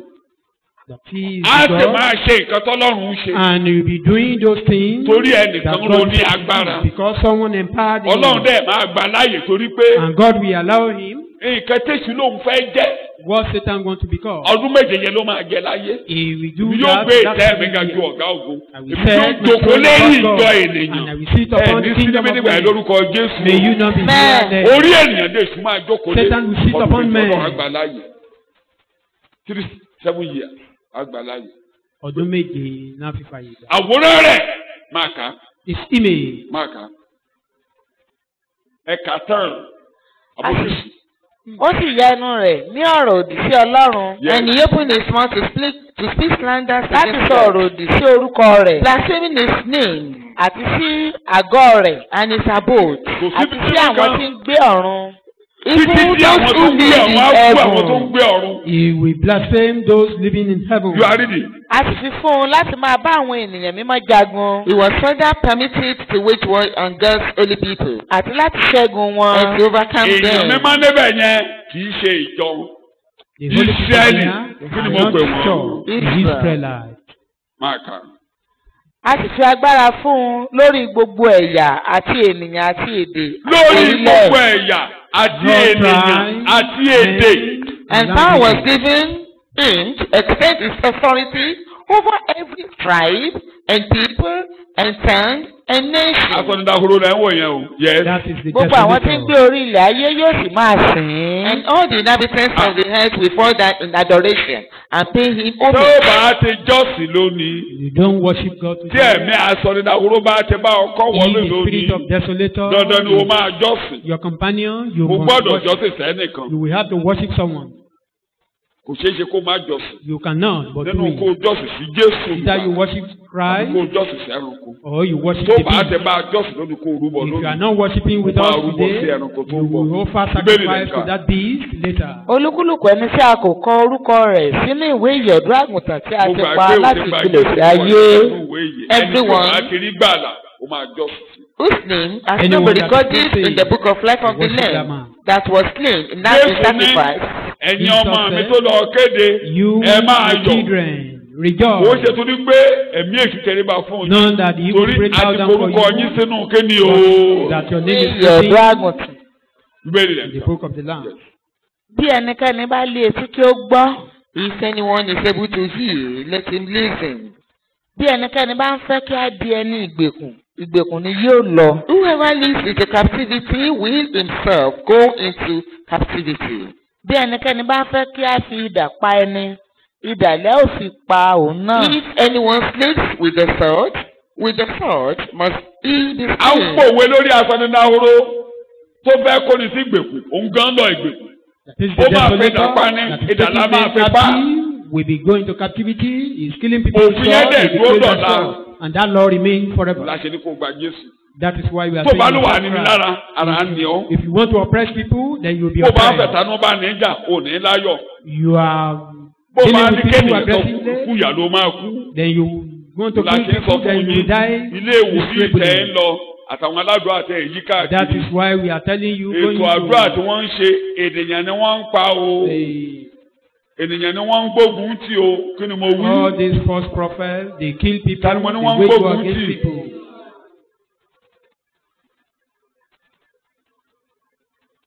Tó bá ti ní kéènìyàn kan kú, wà You kú. are saying someone should die, Tó bá ti ní kéènìyàn kan lọ sí then you may ìgbèkùn, ó likely lọ die. ìgbèkùn. Tó bá ti ní ká fẹ́ dà pa ẹni, ìdáná máa fẹ́ pa You o. want someone to Kò be sí ìkẹtẹ́ killed yẹn ní with ìṣesí sword. ọ̀la yìí kó jẹ́ pé ikú ẹ̀ lọ àmọ́ wa. Whatever man did unto Abẹ́ you, o, for you to be olùgbàlà looking for his death, Bíbélì rẹ̀ ń kà. it's wrong. Níyìn ni sùúrù àti ìgbàgbọ́ àwọn ènìyàn mímọ́ gbé wà. Herein is the call for the patience and the faith and fidelity of the saints. Gospel. Mo sì rí ẹranko mìíràn gòkè. Sùúrù wa nígbà tí wọ́n bá ń yí wa lára, When we are wọ́n being máa ń jẹ wá oppressed, níyà. when we are Kí being a má tortured, gbẹ̀san. for us Pé not to a take ní Ọlọ́run. vengeance, that we Àwọn have tó ń God. fẹ́ dà á pa wá yẹn, Ọlọ́run máa dá wọn Those who lẹ́jọ́. are killing us, Sùúrù wa God nìyẹn. will judge Ìrètí them. wa nìyẹn. Judge them. That's Bẹ́ẹ̀ni our kì í ṣe ọ́ hope, níkà, our patience. Ọlọ́run máa san. Someone wicked you, Ẹni bá God tilẹ̀kùn will mọ́ ọ, pay. Ọlọ́run ló máa tilẹ̀kùn. Anyone that shut door against Sùúrù you, wa God will ni. shut door against such people. Ìrètí wa ni. That's our hope and A our ní patience. ìrètí, sọ bẹ́ẹ̀, mo We ní have ìrètí. hope. Mo ní Tell ìrètí. yourself, Yóò. I'm hopeful. Mo ní ìrètí. Mo ní olùgbèjà. Àbọ̀dọ̀hùn nígbẹ̀sán, mo ní Ọlọ́run I ẹ̀san. have a God, God vengeance Ta ni mo ní God. o? Ọlọ́run ẹ̀san. God of vengeance. the avenger. Máa kalẹ̀. Mo sì rí ẹranko mìíràn gòkè láti inú ilẹ̀ wá. And I saw another beast rising up out of the land itself. Ó sì ní ìwo méjì He bí had two ọ̀dọ́ horns. àgùntàn. He had two horns like a lamb. Mínísítà Ó sì ń yìí. sọ̀rọ̀ bíi dírágónì. And he spoke, roared like a dragon. Ó sì ń lo gbogbo agbára ẹranko ìkíní níwájú rẹ̀. Ẹranko He kejì exerts yìí, all the power, ó ń lo right? agbára ẹranko kẹ́ní. This second beast is Yes. using the power of the first Ó sì beast. mú ilẹ̀ ayé àti àwọn tí ń gbé inú rẹ̀ foríbalẹ̀ fún ẹranko Iṣẹ́ ìkíní. ìránṣẹ́ tiẹ̀, òun ni prophet, òun ni evangelist. He is the Òun ló máa prophet máa for mú this àwọn first èèyàn beast. tẹríba fún We make people desolator. to bow down Á for this compel desolator. gbogbo èèyàn kan tẹríba He will fún. compel them to bow down for that beast. Òun ni wòlíì rẹ̀. He is the prophet. Kí ni mo pè é? It's the prophet. Ẹ o. The He prophet. the prophet. Ẹni tí ó bá fẹ́ gbà by force á gbàgbọ́. Anyone that Òun ló máa mú gbogbo ayé máa wants kà to á. put stubborn And causes the earth and those who dwell upon it to exalt and deify the first Bí beast. ẹ rí Olúwa rẹ̀, olùgbàlà there rẹ̀, is a savior. Ọlọ́run He rẹ̀. is God. Àtúrọ̀ Ọlọ́run mi tó tún dáa jù yìí lọ. Have you ever seen any other God better than this? Ó yá. Ó sì ń ṣe ohun ìyanu ńlá. And Òun he ló máa performs máa- great Ló máa máa signs, lo mírèkù. startling Ẹ̀rẹ̀ miracles. mọ̀ kékeré ayé ń wá. Miracle. Lónìí bẹ́ẹ̀ mo fẹ́ gbàlá mọ́. People are looking for Ìyanu. miracle today. Ìyanu ni. Just signs. Àwa and máa pọ̀ wonders. sí tí ìkẹyìn ọjọ́ bá ń dé. He will be multiplying at this Sọ́dọ̀ last àdáyé á máa day. yá lè lẹ́yìn eléṣì. Bíbélì rẹ̀. Even Àní making tí ó fi fire. àní tí ó fi ń mú iná sọ̀kalẹ̀ láti ọ̀run wá sí ilẹ̀ ayé Even níwájú the àwọn Ẹni bá ní ènìyàn kí pọ̀. iná sọ̀kalẹ̀ lójú èèyàn tó dúró báyìí pé iná Someone- sọ̀kalẹ̀ sáyé ò ní bẹ̀rù rẹ̀. Won't people afraid of Yóò. him? The people will be afraid of fear him. Amúfọ́tò ẹranko àkọ́kọ́. A ní kẹ́ The gbé sílé yìí. image of the first Kílẹ̀ ní beast. tẹ́ bá ti ní You fọ́tò keep it yẹn. into Ẹ sọ̀rọ̀ in your ẹnu house. fọ́tò yẹn báyìí. Whatever you need, Tẹ́tẹ́ bá wà ẹ̀rì gbà. just ask from that image. Òun la ṣe ń kìlọ̀ fún yín That is why you are being warned. Ìgbàgbọ́ tó gbàgbọ́ ẹ̀ bá ti jẹ́ gbàgbọ́ àfojúrí. Òun ṣe é rí pé òróró If gbalẹ̀ ayé your kan. faith is Ká on kò ṣe physical gbalẹ̀ ayé things, kan báyìí. Kódà fọ́tò minister of God tún máa gbalẹ̀ ayé kan báyìí tó yẹ pé. even very soon you Ó will yá see the picture of ẹ fọwọ́ lu fọ́tò yẹn kí men ló of kù ṣẹlẹ̀. God. Just hit Táyé that lọ. beast or image. So Then mírèkù. wonders will Fọ́tò happen. aṣòdì á máa ṣe mírèkù. The image of that Kò níra. Antichrist will be performing wonders. Tí gómìnà mẹ́tì nípínlẹ̀ Ọ̀ṣun bẹ́ẹ̀. Wọ́n ti Arẹ́gbẹ́ kó We have bẹ́ẹ̀. another Wọ́n ti gbé fọ́tò ẹ̀ sí. government. Wọ́n ti yọ ti Jonathan kúrò. The Ti picture Buhari ló wà ń bẹ̀. has been Buhari replaced. bá kó bẹ́ẹ̀ bẹ́ẹ̀. Gbogbo ọ́fíìsì sì náà máa gbé sí. All Wọ́n á kọ̀ǹpẹ́ẹ̀lì yín kẹ́gbẹ́ fọ́tò yẹn sínú ilé yín. that Also, is now will be I'm compelled to put that Àwọn tó bá wà nílé the ayé image nígbà of that man in ẹ̀ your ní home. ṣe níbi In your nígbà yẹn o. home. Amen. May you not be Ìjọba gbé here fọ́tò there. yẹn sí. Ẹ kàn fọwọ́ kan. The ìyanu picture ṣẹlẹ̀. wants àní to kó just gba touch Jésù you, kégbà yẹn má bàa signs ọdún and wonders, bí o mẹ́ni tí ò just for ní tẹ̀lé aṣòdì you to o. accept Christ for that last day not to meet you here. I don't know anyone Bíbélì rẹ̀ ń kà. will not follow this man. ó sì ń tan àwọn tí ń gbé orí ilẹ̀ ayé jẹ. And because of the signs, miracles which is allowed to perform in the presence of the beast, it deceives those who inhabit the earth. Máa kà á.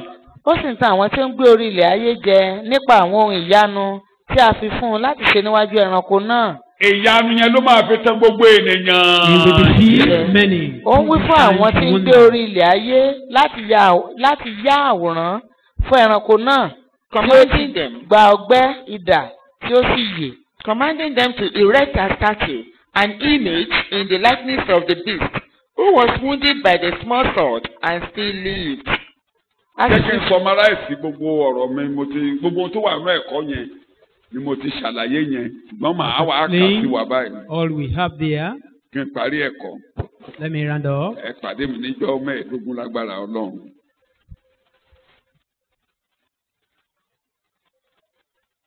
An emperor over the world, that is number 2A. Jẹ́ kí n bẹ̀rẹ̀ níbẹ̀rẹ̀.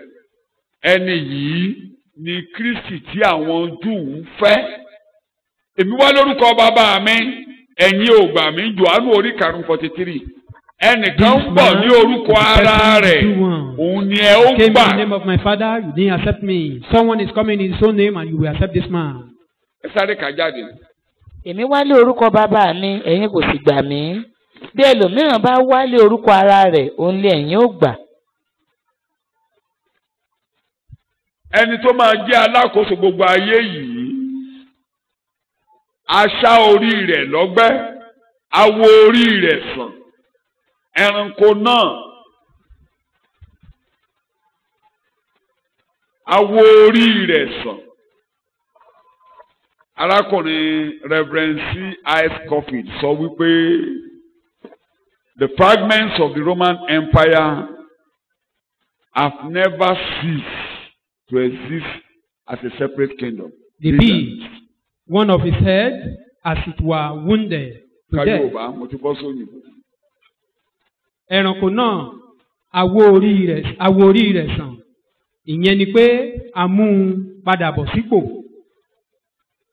Scofield sọ pé díẹ̀díẹ̀ ni ìjọba Rome. Máa kà á lọ. Ní ìjọba Rome ti láéláé. Ìtumọ̀ ẹ̀ ni pé ìjọba Róòmù láláì ò tí ì kúrò Kò nínú tán nínú ayé. Kò tí ì kúrò nínú kí ni mo pè é. Kò tí ì kúrò nínú ayé. Ẹ wàá padà sí Dáníẹ́lì orí kejì ẹ̀ rí orí wúrà títí débi ẹsẹ̀ irin tó dàpọ̀ mọ́ amọ̀. Ìka ẹsẹ̀ tó dàpọ̀ mọ́ amọ̀ yóò dàpọ̀ mọ́ àwọn ènìyàn ayé. So ìjọba Róòmù ó ṣe dàpọ̀ mọ́ ìjọba ayé òkú òun ayé lèṣe. Is mingled with the whole world. It's still remaining in the world. Ẹnu tí ó lónìí ni pé The only thing that ìjọba Róòmù gẹ́gẹ́ bí alákòóso sí lórí ayé lónìí. That is Roman as an empire. Thank you very not much. in the world today. So ìgbà tá a bá ṣe ìwòsàn fún When he is healed, ni a máa dá agbára ìjọba yẹn padà sórí ayé. then that power will be restored. Ẹni tó to máa this jẹ́ world. alákòóso ìjọba yẹn ní ẹranko And the ruler of that kingdom will tó be máa that beast. tó máa gorí ìjọba tàbí ọba mẹ́wàá orí wọn ló máa gbà ṣe àkóso. He will rule over those 10 horns. Thank you. Orí ìjọba mẹ́wàá ló máa gbà Those ṣe àkóso 10 ayé. Shout hallelujah. Ẹ kí hallelujah. Wọ́n ní ẹranko náà dàbí ẹkùn, ó dàbí bíárì, bẹ́ẹ̀ ló dàbí kìnìún. Ẹkùn ìjọba Gíríkì ló dàbí ẹkùn. Dáníẹ́lì orí keje ẹsẹ̀ kẹfà. Ẹkùn. Mo fẹ́ mú èdè yẹn jáde. Orí keje ẹsẹ̀ karùn-ún. Orí keje Daniel ẹsẹ̀ chapter kẹrin. 7. Bíbélì ń sọ̀rọ̀. sáà kíyèsí Yes. ẹranko mìíràn èkejì ti dàbí ẹranko bíárì ó sì gbé ara rẹ̀ sókè. Bíárì yẹn ní Gíríkì. And behold, another beast. Ẹ bẹ̀rẹ̀ láti ẹsẹ̀ kẹrin kẹ́lẹ́ ìkápọ̀ Bábílónì. ẹranko kìíní dàbí kìnìún. Kìnìún Bábílónì nìyẹn. ó sì ní ìyẹ́ apá ìdì. Ẹsẹ̀ The karùn-ún. first, the Babylonian Empire under Nebuchadnezzar was like a lion and had eagle's wings. Ẹsẹ̀ karùn-ún. láti kíyèsí ẹranko mìíràn èkejì tí ó dàbí ẹranko bíárì. And behold, another beast, a second one, the Medo-Persia Empire, Medo-Persia Empire. was like a bear. Bíàní. Yes. ó sì gbé ara rẹ̀ sókè lé apá kan. Number 6 verse 6. Yes. lẹ́yìn èyí mo After rí this, sì kíyèsí I looked and ẹranko behold, mìíràn gẹ́gẹ́ bí ẹkùn. another Grecian Empire of Alexander the Great, like a leopard. tí ó ní ìyẹ́ apá Ó ti tó ìjọba Gíríkì ní abẹ́ Alexander the Great. Òun ló Kingdom of dàbí ẹkùn. Kingdom of Greece under Alexander the Great resembled that leopard. So gbogbo agbára àwọn ìjọba yẹn ló máa wọnú ẹranko tó ń bọ̀ All yìí. those power of that kingdom Ṣé ó will ti enter yé into wa? that beast. Ojú ẹ̀ dàbí ẹkùn, ó dàbí bíárì, ó lẹ́sẹ̀ Like bíárì, lion, ó ní ẹnu bí ẹnu kẹ́ni o. kìnìún. Gbóló ti máa rí agbára rẹ̀. he has the mouth of lion. Òun là ń the kà power of yẹn Babylon. pé èṣù ló máa ro ní kíni o. agbára. What power will he have? Agbára ọ̀run àpáàdì ló máa fi kọ́ wọ́rin wàá ṣèjọba láyé. The spirit of Ẹsẹ̀ ìkejì, ẹsẹ̀ ìkẹrin, ìwé ìfihàn orí kẹtàlá. Revelation chapter 13, verse 1 and 2. Kí n máa lọ sáwọn ẹsẹ̀ yòókù torí àkókò mi ti lọ. ẹranko tí mo rí náà sì dàbí ẹkùn. And the beast that I saw resembled a leopard, ẹsẹ̀ rẹ̀ sì dàbí ti bíárì. but his feet was like those of a bear, ẹnu rẹ̀ sì dàbí ti kìnìún. and his mouth was like that of a Ẹsẹ̀ lion. kẹrin. wọ́n sì forí balẹ̀ fún dágọ́nì náà nítorí tí ó fún ẹranko náà ní ọlá. He fell down and paid homage to the dragon because he had bestowed on the Tó beast ẹ rí i pé all his èṣù ló dominion and máa ro ní authority. kíni o. agbára. We empower these beasts. Ẹsẹ̀ ìkẹta àti ìkẹrin ìwé ìfihàn táǹkà yẹn kásẹ̀ ìkẹta tí a ti fò kọjá. mo sì rí ọ̀kan nínú àwọn orí rẹ̀ bí ẹni pé a sá apá. Ẹ wá bọ́ sí ẹsẹ̀ ìkẹjọ òǹkanjú. Yes. gbogbo àwọn tí ń gbé orí ilẹ̀ ayé yóò sì máa sìn ín. Ẹsẹ̀ ìkejìlá. ó sì ń lo gbogbo agbára ẹranko ìkíní níwájú rẹ̀. ó sì mú ilẹ̀ ayé àti àwọn tí ń gbé inú rẹ̀ forí balẹ̀ fún ẹranko ìkíní. Gbogbo ayé máa sìn, wọ́n á sin ẹranko No yẹn. word will serve these Wọ́n á sin beasts. èṣù, wọ́n á sin Will ẹranko serve yẹn. Satan. Ẹsẹ̀ kẹẹ̀ẹ́dógún, ẹsẹ̀ kẹrìndínlógún. a sì fi fún un láti fi ẹ̀mí fún àwòrán ẹranko náà kí ó máa sọ̀rọ̀ kí ó sì mú kí a pa gbogbo àwọn tí kò forí balẹ̀ fún àwòrán ẹranko náà. Gbogbo ẹni bá ti forí balẹ̀ fún kí láti máa ṣe wọ́n lábẹ́ ìṣàkóso rẹ̀ Anyone o. that fails to worship him Eo. will be killed. So a máa ṣiṣẹ́ ìyanu. He will be performing A wonder, ṣiṣẹ́ ìyanu dáadáa. performing wonder Ibi tí greatly. ó sì máa ní àmì, ó máa ní orúkọ, ó máa ní iye orúkọ. Sign. ó sì 16 to 18, yes. ó sì mú gbogbo wọn àti kékeré àti ńlá ọlọ́rọ̀ àti tálákà òmìnira àti ẹrú kí a fi àmì kan fún wọn lé ọwọ́ ọ̀tún wọn tàbí ní iwájú wọn. Àmì ní ọwọ́ Sign ọ̀tún in their tàbí right níwájú hand wọn, or yes. in their àti kí forehead. ẹnikẹ́ni má lè rà tàbí kí ó tà bí kò ṣe ẹni tí ó bá ní àmì orúkọ ẹranko náà. Torí òun ló máa ní tàbí agbára iye orúkọ lórí rẹ̀. ìjọba ayé, Because he will have alágbára power lórí ọrọ̀ over ajé the ayé. kingdom of the Ẹni tí world, ò bá and ti from ní the àmì economy, yìí, anyone without yálà the sign, níwájú maybe in tàbí ní forehead ọwọ́ ọ̀tún or rẹ̀, in their right kò hand, ní rà, kò ní ṣe will not be kéne. able to Kò ní buy lè or tà. sell. Eo. kò ní lè tà. Tí a bá fẹ́ fún nítumọ̀ ẹ̀mí, Giving it spiritual meaning. gbogbo òun ló máa ṣe àkóso ìrònú àti agbárí ọmọ ènìyàn pátápátá. Which means he will be ruling or he will have dominion over our thoughts. tó bá ti jẹ́ pé o ò jọ́sìn sọ́lọ́run jẹ́ pé Today, ìrònú ẹ̀ ṣá if you don't ó bá worship owó lọ. God, all what you think about Ìjọba is àjùmọ̀ ló money. máa parí ìrìn àjò ẹ̀ sí. Eventually you may end up Ọwọ́ ọ̀tún joining la fi ń ṣiṣẹ́. Antichrist. Iṣẹ́ tó ń Antichrist ṣe tó ò government. bá ti fọwọ́ ṣiṣẹ́ fún Kristi. If you don't work Ìjọba for àjùmọ̀ God, ọwọ́ ọ̀tún maybe you are waiting for the àti agbárí Antichrist. The right hand and the kò máa forí forehead. balẹ̀ fún. You Àmì worship wà ní him. orí. The sign in Controlling the your forehead. intelligence, controlling your brain, controlling your business. A máa darí ọgbọ́n àti ọpọlọ àti Lónìí, gbogbo ọrọ̀ ajé ẹni iṣẹ́ tó ṣe bẹ́ẹ̀. fún ẹ̀mí nìyẹn. That is Ṣùgbọ́n the nígbà tó bá dé spiritual meaning. physically, But àmì orí la máa rí, physically, àmì ọwọ́ la you máa rí. see Torí the òun ló sign in the ṣètò hand and the forehead. darí ọrọ̀ ajé ayé. So lónìí báyìí, ó ń yí ìrònú àwọn ọmọ èèyàn padà. Today is ó ní kálukú changing máa ronú men's ìjọba thoughts. àrùn kán máa ronú ìrere. For them not to think of ká máa gospel, ṣiṣẹ́ ṣá. just for them to continue working, ṣiṣẹ́ fowó. working for money, no Sabbath, no kò sí jọ́sìn, kò sí kankan, no kò sàdúrà, service, kò sáyé bíbélì. no prayer, no ọpọlọ Bible ẹnìyẹn reading. ó ti gba ọpọlọ, ó ti It gba ìrònú ẹ̀ wò. means it has taken the knowledge or the brain of that person. That is Kí ni mo pè é? Antichrist. Kí ni mo pè é? Bá ti gbọ́ ọpọlọ ẹ̀ tí ò sí It kankan tó ń means rò, ó it ká has bẹ́ẹ̀lì taken your mọ́, brain. òrónú ọ̀run mọ́. Tó bá ti ṣiṣẹ́, owó ṣá, owó You ṣá, don't read owó ṣá, Bible, you owó don't ṣá, pray. owó ṣá. All you need is money. O ti wọnú ìjọba aṣọ. You are already in His kingdom.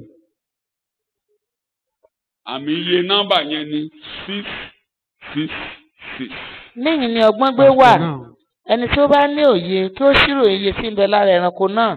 So kí ó tó dé ní ayé, àwọn ọmọ aṣòdì, You come to wọn this ò ká world. Bíbélì mọ́ ò látòní. The children of Wọn Antichrist ò they are not reading gbàdúrà Bible mọ́ again. o. They don't pray again. Wọn ò ṣiṣẹ́ ìrere They mọ́ are o. not doing Owó, the work owó, of owó. evangelism. Money. Shout hallelujah. Eke hallelujah. Shout hallelujah. Eke hallelujah. Afọ́nidahoro nìyẹn o. That is the desolator. Ibi tí mo ti bẹ̀rẹ̀ ẹ̀kọ́ Where ọjọ́ Sunday I started, bẹ̀rẹ̀ àparí ẹ̀ sí o. there we Ó bá end. ti gba ọpọlọ rẹ Once tó o kà Bíbélì tó o gbàdúrà take your tó o brain, jọ́sìn. you don't read O Bible, ní you don't dahoro pray, o. you don't worship, may you Tó not gba be ọwọ́ rẹ desolated.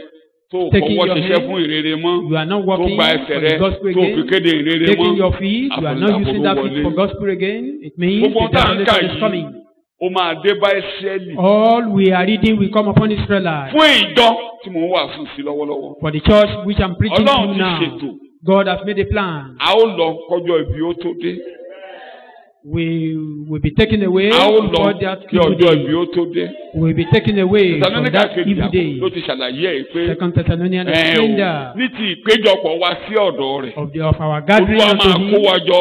He will gather Torí us. Ọlọ́run ò yàn wá sí ìbínú. God has not Ó chosen yàn wá us. láti ní to ìgbàlà wrath. nípasẹ̀ He chose us.